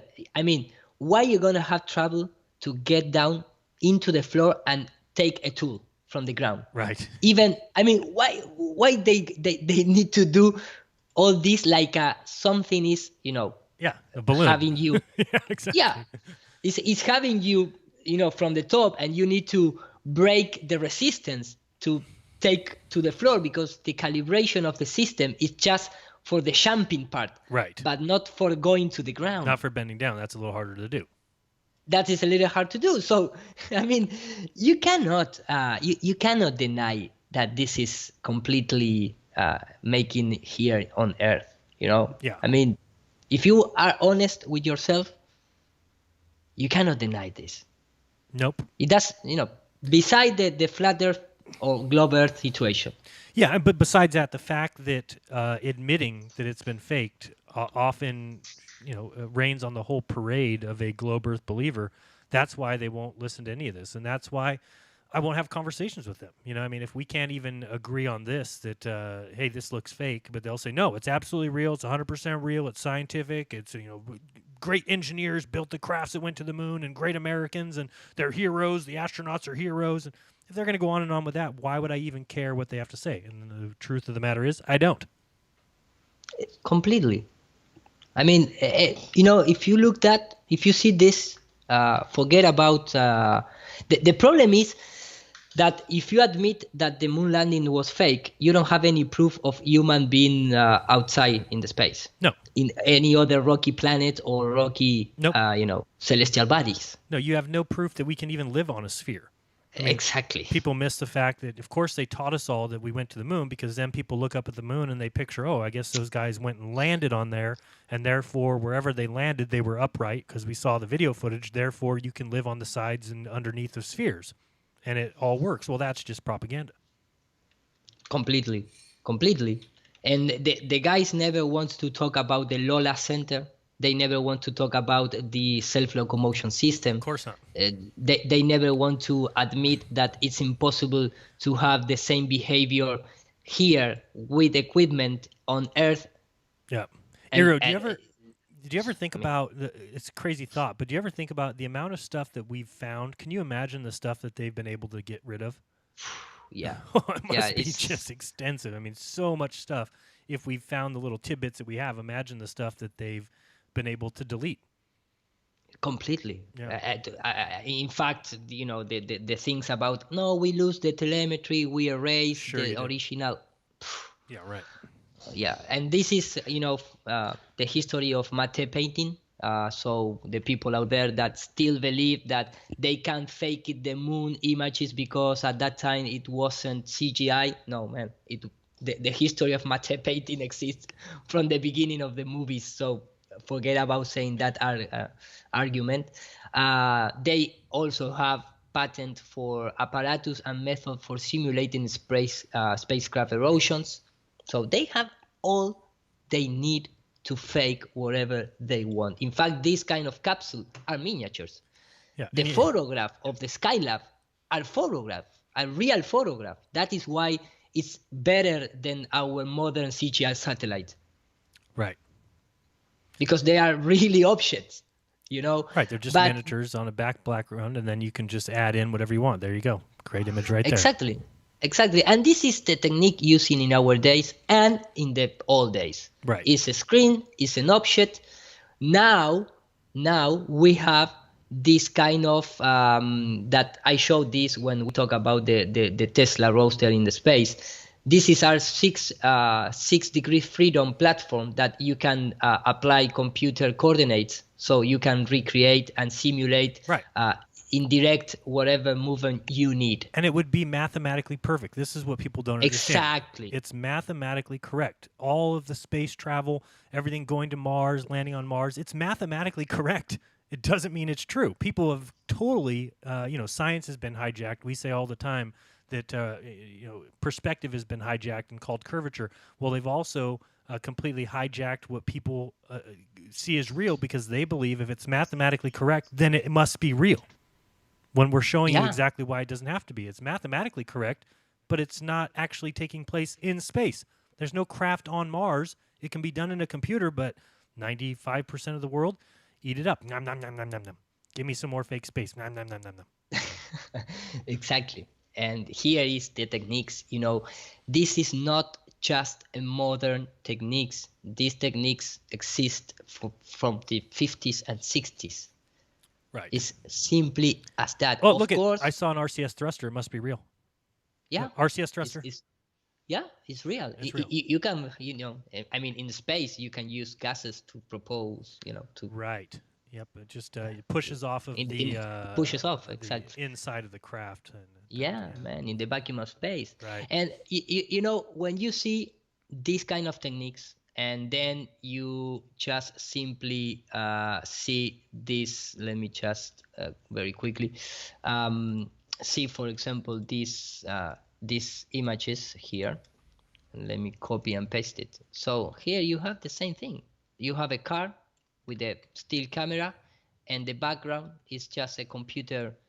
No computer, it's just a video projecting. In fact, I showed this, I believe, in our first video. But for example, for $500, you can take and download it, this spherical Earth with this kind of texture, which it without any look style on top. So for your eyes, this is a real image, because look, it is so clear without any post-production technique. So when you put this, beside this, it's just that. I mean, the only difference is the setup of the camera color. It's simply as that. But it's the same thing. It's so easy to do. Yeah, it's so easy. Keep going. I was going to show a video, but I can't find it. Oh, here it is. Actually, I'll show this real quick. Okay. This I've shown before, but I actually showed it in my presentation. Oops, I need to show people that. 1 second. Okay, here we go. So this is a balloon launch called San Francisco Above the Clouds that you can check out. But one thing people need to see here at the end is they use the spherical camera, which is not this one, but this one. And you'll see that when the balloon pops and starts coming down here, it's going to happen in a second, I believe. Yep. And these are, of course, the linear images, not the spherical ones that they try and tell you are the shape of the Earth. Here we go, another round one. And when this pops and starts falling, oops, it already did start falling. Let me go back here. So maybe it's here. When it pops and starts falling, hello. This thing move along here. You're going to see that you can pause it and get that same picture of the Earth. Yes. And that's all they do. They have a rounded camera, so you've got the linear view, then you've got this view. As soon as it pops, we're going to see here, 1 second. Yep, so the balloon's about to pop.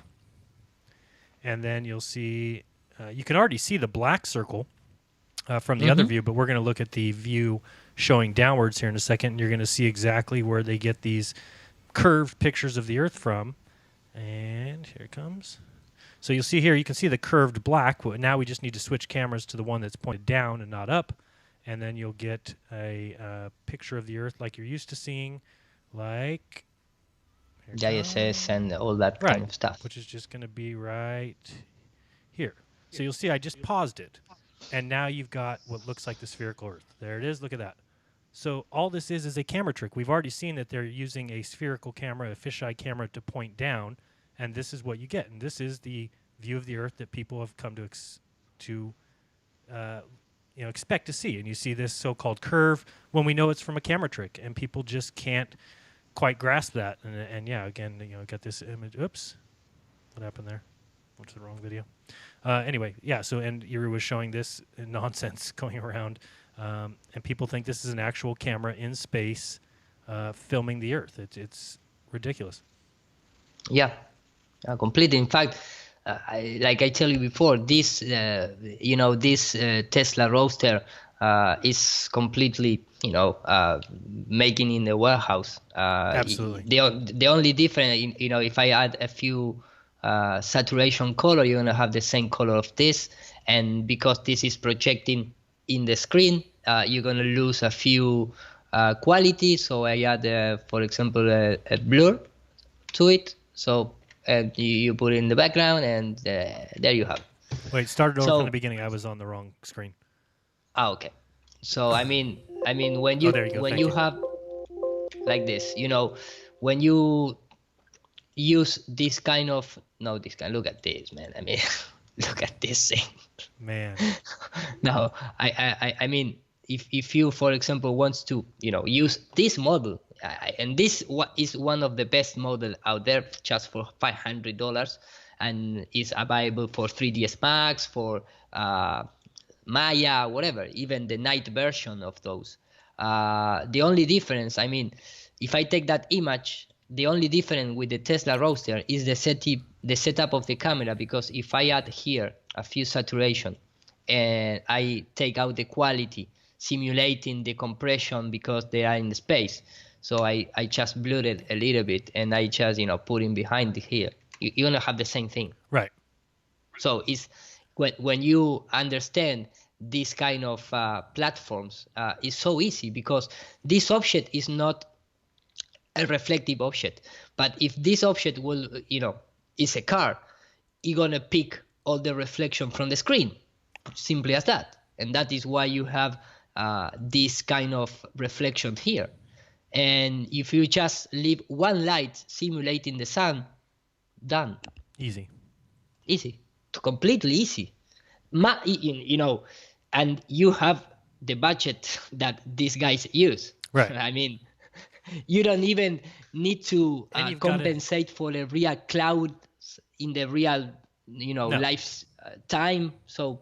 No, because you've got an army of people out there that are willing to go to bat for NASA and say, why would they record anything? Why would they film anything for your likes? They're doing science. But when they get this stuff, this has to be real. Look at this stuff. They'll buy it no matter what, because they'll make excuses no matter what. So these are the reasons why I don't watch any of these guys' channels that can't even see this simple fact. Yeah, completely. In fact, you must be remember when you see this kind of painting that one of the best rendering engines is still the hand of a human. You know? Yeah. It doesn't. So if you don't need to create an animation, you just painting one model or one picture and then you film it. So the hyperrealism or the photorealism techniques, it was from the 15th centuries. It's not just something that in our times.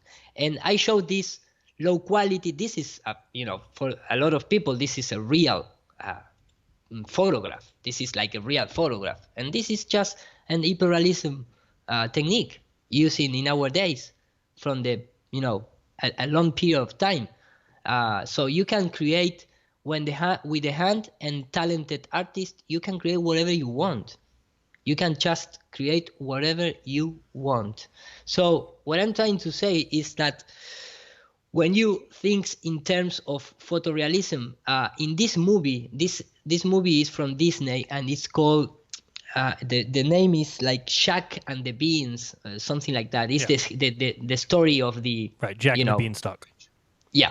But in this movie, if you are an artist, you're going to comprehend one of the techniques that will be used for Jesuit to paint photorealism in the 15th centuries, like Leonardo da Vinci did, or Michelangelo. And this is the technique. Mm-hmm.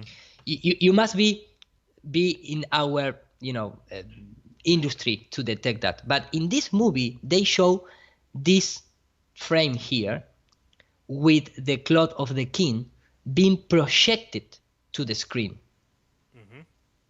in a real way. And this is the machine. The machine is just this lighting magic lantern, if you want to call like that. Yeah, magic lantern. You can see the machine. So what the artists do is just simply take to this frame and start painting with this photograph in the background. Mm-hmm. So they took the real perspective, the measurements, the angles, the colors, all from a real life situation being projected. So what I'm trying to say here is, look this how they far away they have all these techniques to faking things. Right. Way back. To recreate reality. And in fact, here you can see, for example, when the monster put the head in front of the machine, is going to reflect the head on the screen. Right. On the frame in the background. So when you go from the movie to the real world, you're gonna see photorealism tricks and the magic lantern, which was created not by Christian Huygens, like supposedly it says here, and this is in Spanish, sorry, but this is says This is said. The magic lantern was invented in the 17th centuries for a scientific, Holland scientific called Christian Huygens. And here said, no, the authentic inventor of the artifact was Athanasius Kircher. And Athanasius Kircher, it was this Jesuit who created the magic lantern. And I showed this guy before. He was, a Kabbalah, alchemist, secrecy, symbology, occultist, mystery of the human knowledge forbidden for mortal and transmitted from the remote antiquity from the Egyptian. So this is holy, holy good. This is the real holy good. It's a spell over us with deep spell, illusionary tricks. And for going to finish the presentation, this was from the 2017 awards of the Templar, the Oscar awards, and it's referring with a few things about the space industry and the holy good. So I'm gonna play it. Okay.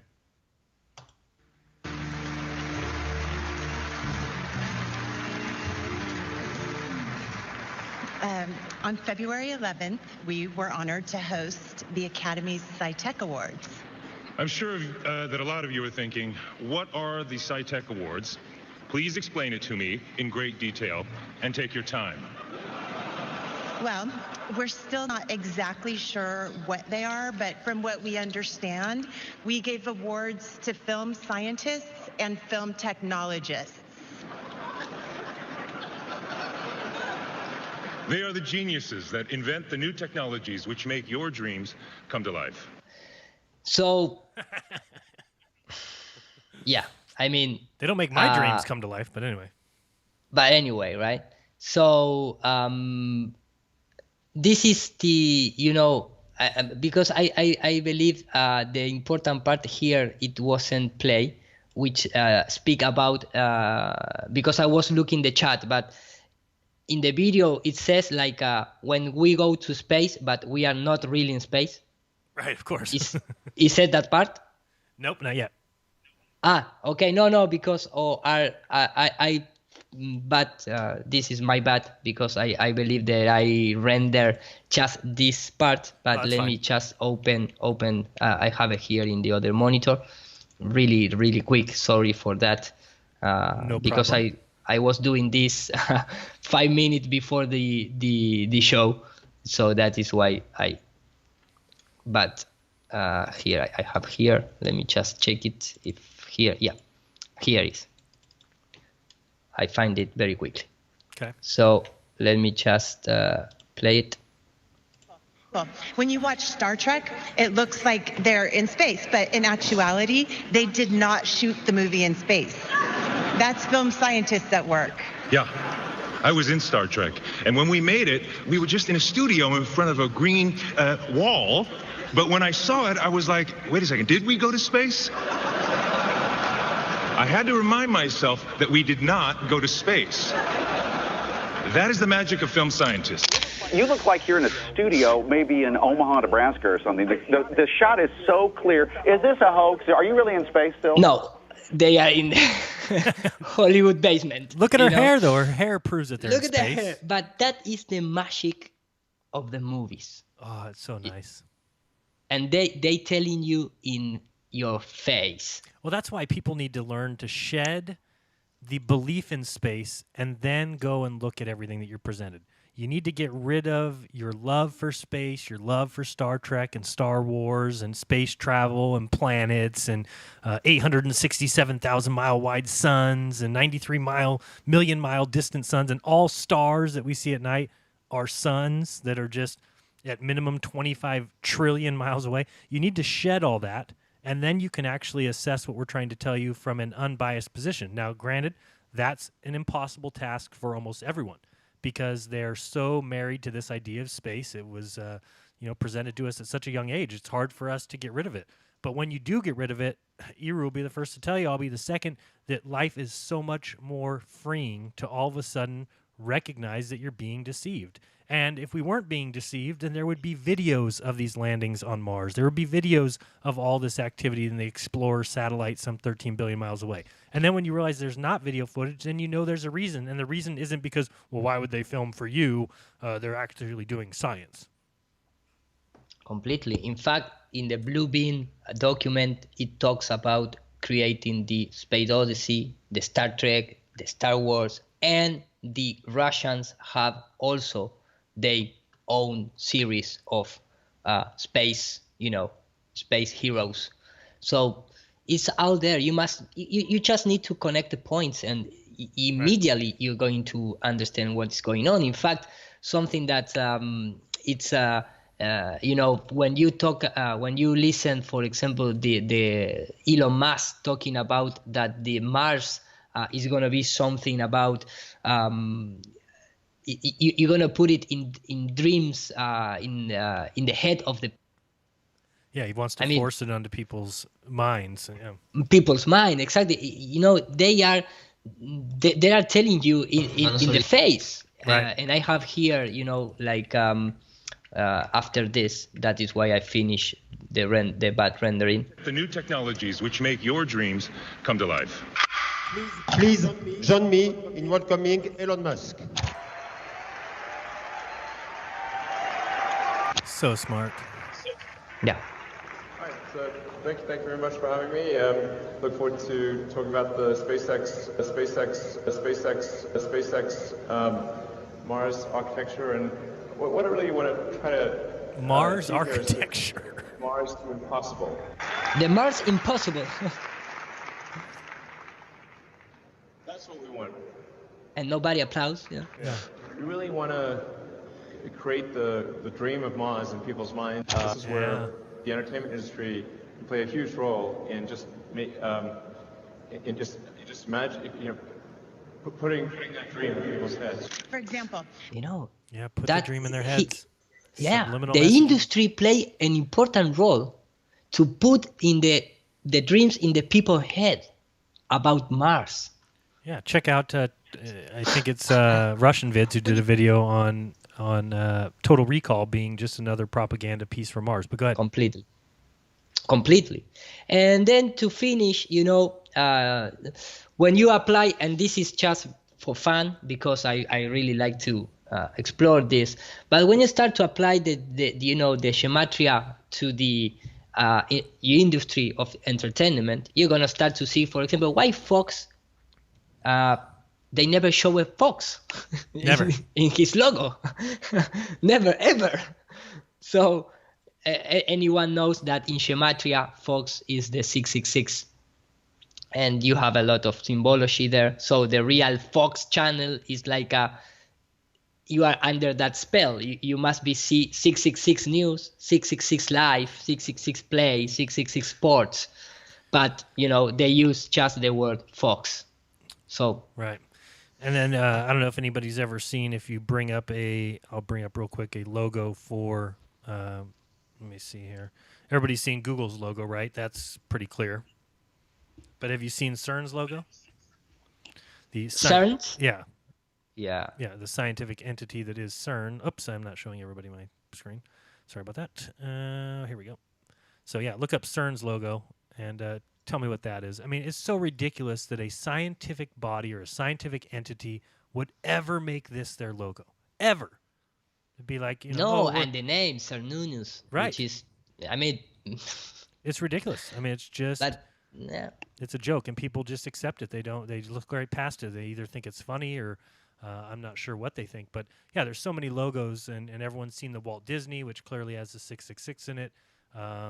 Google's logo, 666. There's so many logos that have it right there embedded, and people are too blind to see it. They just love the lie too much, and they love to think that we're just making up lies. That's it. We're doing this for money, Euro. Me and you are doing this for money. We're telling people lies for money, So if that's what they want to believe, then they can believe. But they love their movies. They love their fairy tales. I'll actually give an example of this.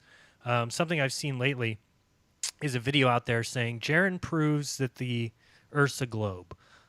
Speaking of godless, man, you're gonna win the Nobel Prize. You didn't know? Because no one proved it. Oh no, I did.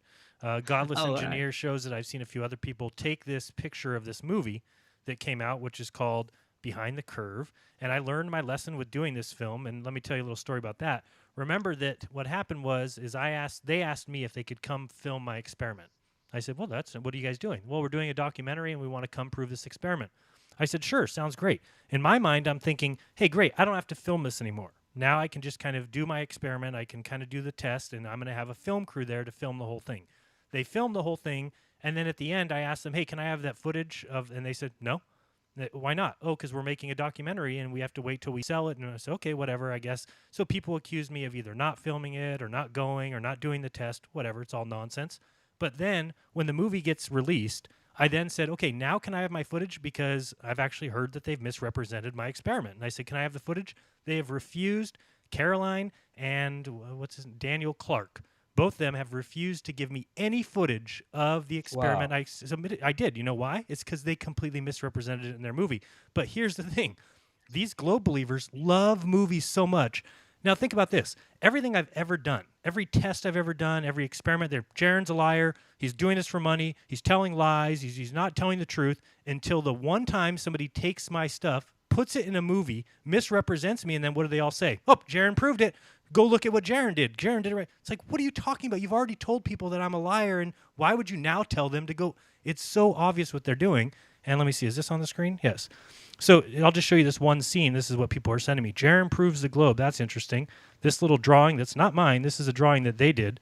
And here's how you know that they're so far off. And this is how dumb globe believers are that they don't even go back and check this. First of all, my camera was at 17 feet, just like these boards were. They just, if you go back just a little bit, you'll see that they lowered my camera, but didn't change the height of it. Then they show this person over here. I guess that's supposed to be me. Holding a camera at 17 feet, and then I raise it above my head. Now it's 23 feet. Excuse me. If the camera's at my neck, and then I raise it up above my head, it is not 23. I didn't raise the camera 6 feet. It's the whole thing is misrepresented. The whole thing's a lie. There was even globe believers at this actual test who, after the test, said, I guess we didn't. There's no results. We didn't get any kind of result that you would tell people about. You wouldn't tell people, we got flat Earth proof? No, we didn't get that. We didn't get globe Earth proof. We got a lot of in-between stuff, nothing that could be, said to be one thing or the other. But what they did is they took it, they misrepresented it, they took something completely out of sequence. This is the middle of the experiment. This isn't even the end of the experiment. They took it and put it at the end of their movie of me saying, interesting, when they show a completely misrepresentation. So, again, but the thing is that's so hilarious about it is that the ballers have eaten it up. They love it. Jeran proved the globe. Well, just because they were shown it in a movie. It's like people aren't even smart enough to recognize that this is a globe Earth propaganda movie. It's made by two globe believers, and they make money off the movie. So they're not going to make money if they make the movie in a way that doesn't show what they want to show. They wanted to show people that the Earth's a globe and that there's crazy people out there who think it's flat. And so they're just blind to the fact of this is propaganda. And they did exactly what we've said they're going to do. They took it out of sequence. And here's the thing. David Weiss even went to a screening of this movie and then after went up to Daniel Clark and said, hey, I liked the movie. I didn't hate it, but I didn't like how you misrepresented the experiment at the end. And he didn't even deny it. He said, yeah, well, we're trying to make a movie and we showed what we showed. And they don't even deny it. And so if you wonder why it is that I've never been able to show any footage from this experiment, it's because they've kept it from me. Why do you think they kept it from me? Because I would easily be able to show, hey, here's where that part of the experiment was in the middle. It didn't prove anything. Even the globe believers there wouldn't have used that for proof. But these guys used it for proof by putting it at the end of their movie. But guess what? People eat it up because they love movies and they love anything that screams, you live on a globe. They love it. Of course, and they love that supposedly this documentary prove what they want to prove. Of course. So doesn't matter what they would said. Doesn't matter what drawing they show that makes absolutely zero sense. You can't curve the Earth like that and then say my camera didn't reduce at all in height. And how is this at my neck at 17 feet? They lowered the Earth and then said now I'm at 20. What? All of it is just bullshit. But again, it's presented in a way that people love. People love that. It's just like when Mars landings, right? They love that. Oh, put us in a room with a bunch of smart scientists staring at their consoles and then have them celebrate. And they love that. It doesn't matter what's being presented. It's just proof of what they already believe, proof in their space fantasy, proof in their universe idea of other planets and that we're a spacefaring civilization. And it's all just nonsense. Completely. Yep. Go ahead. I know you had more left in your Gematrix. I butt in. Yeah, no, just 2 or 3 more slides, and you are presented now. You are. Okay. No, just when you start to see this kind of symbology applied to regular media channels, they also have it represented, for example, in our industry. Of course, everyone knows about the Facebook with the Fabian Society or the Gmail logo with the Masonic Royal Ark apron or the Apple, things which represent the Masonic square and compass. There you go. And compass, the 666 in the Google, all the things that you can really find a match between the symbology and the logo itself. But for example, in terms of computer, you have these kind of things all the time. The American mega trends, anytime you give power to a motherboard from PC, you're going to have this kind of triangle upside down symbology. Even Microsoft with the pyramid inside the O and the S. And this is a real trophy, a real picture from Microsoft. It's not someone made. It's a real object. For example, in the software that we use from Adobe, for example, you can see this is the welcome screen of the After Effects 2017, and you can clearly see the lamb head with the horns and everything. You have the pyramids and the flat planes all over the place. The old Intel logo, which was a pyramid. The Adobe or Autodesk or NVIDIA, the microsystem, the Sun microsystem, the Eon company, which is one of the most important software to replicate computer worlds, and NASA is a client of these softwares. For example, you have the 2019 Photoshop welcome screen, which is a man with a globe in the head. I mean, come on. Or for example, if you want to try free Photoshop, this is a picture, like a sea on the flat surface with the water going, down. Or for example, you can see it here, also from Adobe, showing this kind of concept with when you reach an edge and the water goes down. Or you have the welcome screen for After Effects 2018, which is a pyramid with the circle inside, the square, the other circle around, of the welcome screen of Adobe Illustrator, which is an astronaut. And the last year, the 2017, instead 18, you have like an astronaut, but like an alien inside of the helmet. And all the time they mock and they laughed of us. When they control of this software, so they use all this platform to print a message, and the message is the alien exists, they're gonna come, and the space is the final frontier, and the heliocentric model is real. And they use every corner of anything that they can to promote that message.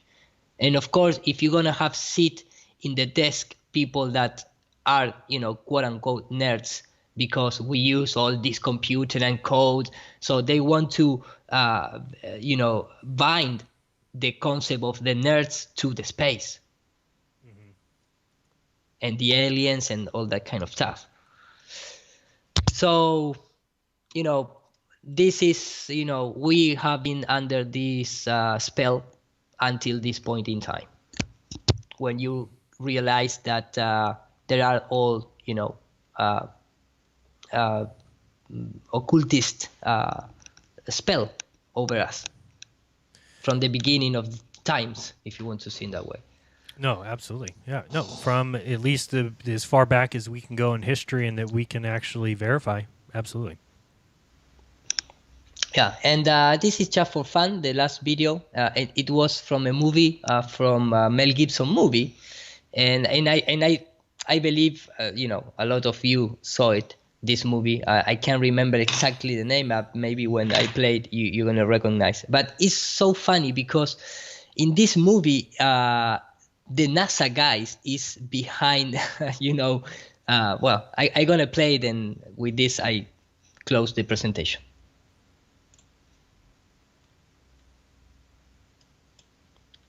And I don't render with the audio, so I'm not going to play it. Okay.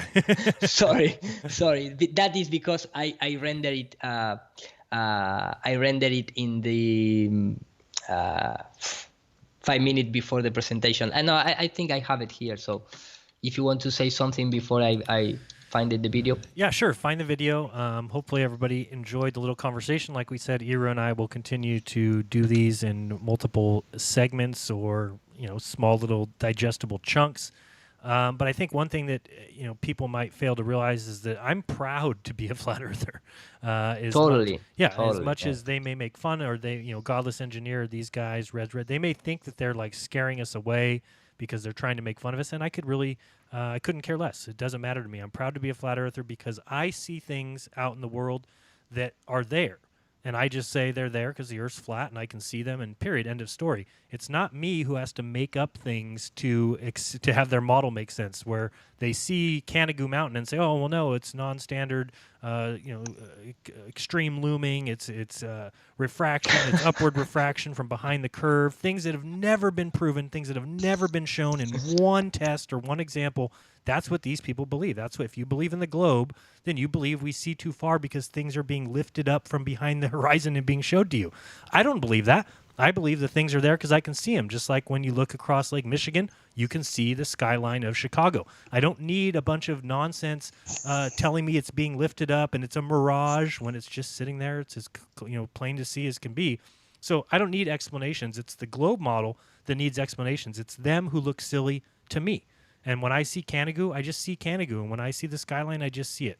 So I don't need to believe and make believe anymore. And I did my entire life. I believed in the idea of the fabric of space. And now I go out and I just look up and I see the stars for what they are. They're beautiful stars. They keep the time. They keep the seasons. It is a perfect clock in the sky. And that's why we made the flat Earth sun and moon clock. Is for exactly that reason, to show exactly what we're saying. Now, if people have problems with that because they think that the light in the sky has to be in the location that they see, I see the light in the sky setting south of west, and therefore it is south of west, then you don't understand looking through lenses. You don't understand looking through the atmosphere. Therefore, I don't need to carry on with that conversation anymore. But Iru, have you fixed it? Yeah, in fact, because I remember that when I see these techniques and these devices, there is a company called The Illuminati, but with the letter A in the front. It before, yeah. Yeah, which made this kind of screens. And of course, the propaganda is science panorama, and this is red rhetoric in front of it. And here, all the time they put this globe all the places, and the science and the image is related directly. The all-seeing eye. What does this company do with, it's complete indoctrination. They are creating a screen for presenting to you Mars, the globe, rotating sphere, planets, right. Mars landers. Look at that, the curiosity in Mars.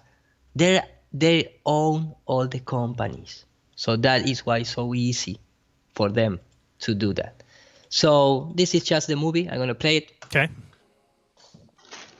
And they sent up a space shuttle yesterday. Motive? How about $50 billion? How's that for a motive? Oh, here, let me get that here. The president's cutting funding to NASA, the milk cow of the aerospace industry. Now, that's a lot of milk. In that just phrase, in that 10 seconds of the movie, it's telling you everything. 50 million per day is a nice motive. They're going to cut the funding of NASA, so they don't going to allow that. And we see that kind of representation in real life when you see all these guys going to the to the court and ask in the government for more money.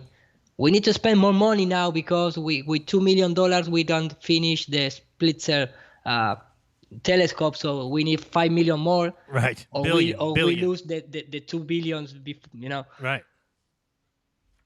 No, I was saying billion. You guys are from NASA. That's right. And of course, when this guy is be wrapped, he believes there are guys from NASA. Oh, here, let me get that here. The president's cutting funding to NASA, the milk cow of the aerospace industry, and that's a lot of milk. You guys are from NASA. That's right, you're from NASA. No, come on, fellas. No, not the eye. God. Oh.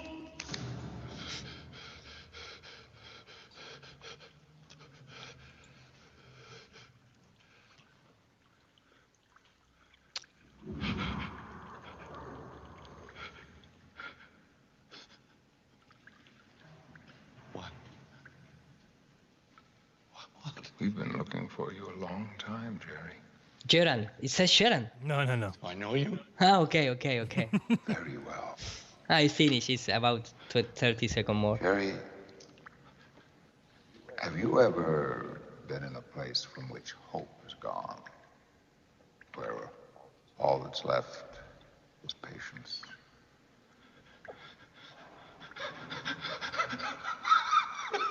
Now, Jerry, to whom have you been talking? I talked to lots of people. I drive a cab, I meet people all day. Who else knows what we know? Every internet, the complete internet is known. Tell me what? What do we know? What do we know? If I know what we know, then I could tell you what we know, and if someone else knows, okay? I mean, it's just... I've just got to be more specific.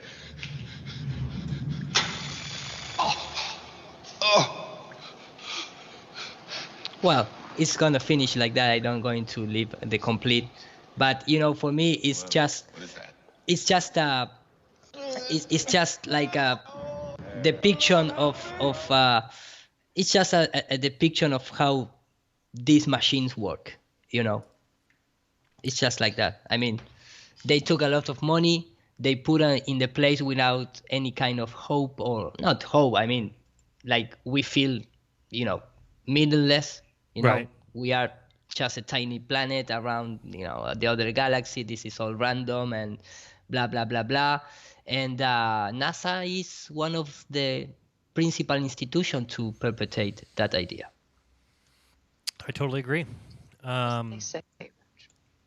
So no, I appreciate Iru joining me as always, and watch this back and watch some of the stuff Iru is showing as far as the miniatures and models that are being presented to you as real, and then recognize that in order to make those all operate mathematically is quite simple. You get the smartest minds involved to do it, and then you just portray it as being real, and you've already taught the world that math is reality when it clearly isn't. And we pointed that out, so if you missed that spot, please go back and check that out. And then as far as the Godless Engineer videos, enjoy yourself. I hope you keep, enjoy your existence. I hope you enjoy your life without God. Enjoy that. Enjoy that. Yeah, and do the math, Do the math. Like, math is Where were they reality. going then? Do the math. Right. Okay? Do the math. Exactly. It's that easy, right? Just do the math, That and is. you'll know that they've landed on Mars because you can do the math, and there's no way that they could fake it and send that data back on a computer. No possible way.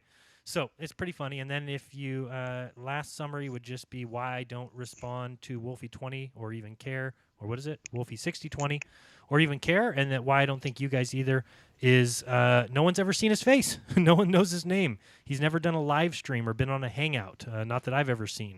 He has refused to Skype me, ever. I know of other people he's refused to Skype. He's never even had a phone conversation. He's an admitted multimillionaire who makes flat earth debunk videos with very expensive equipment during his spare time. I mean, come on.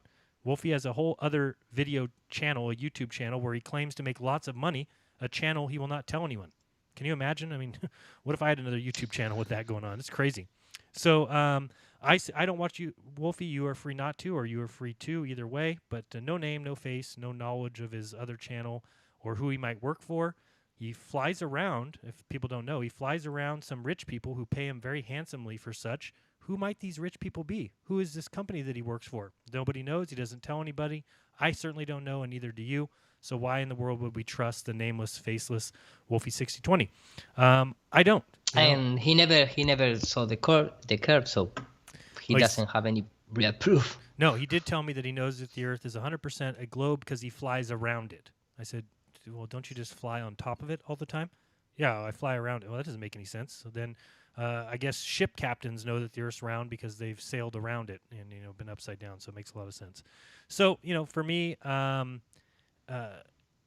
for Iru, for both of us, for those who don't realize that we're currently live as we speak. I've shown my face way too much. I'm sure you've seen it way too much. It's on the thumbnail of this video.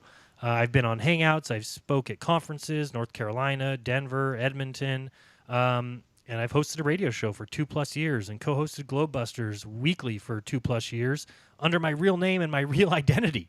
So you don't have to agree with my point of view at all, but you at least have to agree with I am who I say I am, period.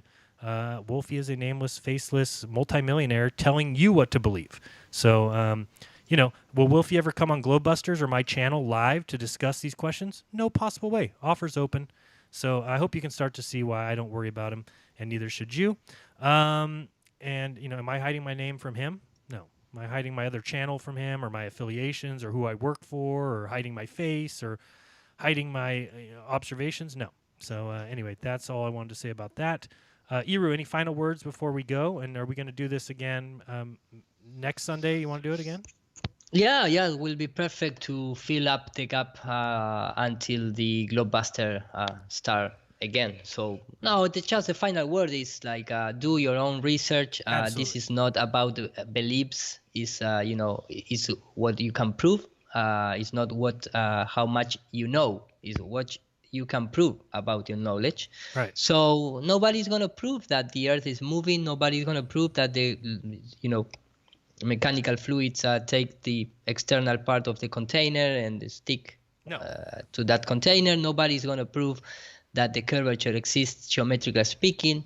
So they only have a mathematical model made for their own purpose. So for me, that is not enough to believe the heliocentric model. So when we do our own research, and that's what we're finding. We're finding there is no proof other than guys saying, well, it's mathematical. And why would they put a video camera on it? For your enjoyment? Well, no. But if it was there, then I wouldn't be here as a flat earther. And I also study social engineering because you can apply when you do marketing, and you clearly see that the government and the institutions, they are put there to control you. So if you don't want to break that chain, I don't care what you believe, man. I mean, you don't understand how the world operates. No, and that's it's just simple as that. More power to you. And if you want to keep making videos about us, go ahead. It just gets us more views, and that's all that we're looking for is people to see what we're saying, to at least have the opportunity to decide whether they believe in a globe Earth for the reasons that it's backed by tons of evidence, or whether they believe in the globe Earth because they were taught it from such a young age. Iru has the same outcome that I have. Once you look into it, you realize, oh shit, I don't believe in the globe Earth because there's evidence. I believe in the globe Earth because I better believe in the globe Earth or I'm considered dumb. Guess what? I don't care anymore. Consider me all the dumb that you want. To me, the people who believe in mathematical models of the outer universe without any video camera footage, who are simply told, well, why would they put a video camera on it for you? Well, it's 2018. GoPros are $50. Get a life. But anyway, as Iru said, please do your own research, because when you do, you'll never again believe what you've been taught. So Iru, till next time, this has been Jeranism and Iru. We'll see you then. Peace. Peace.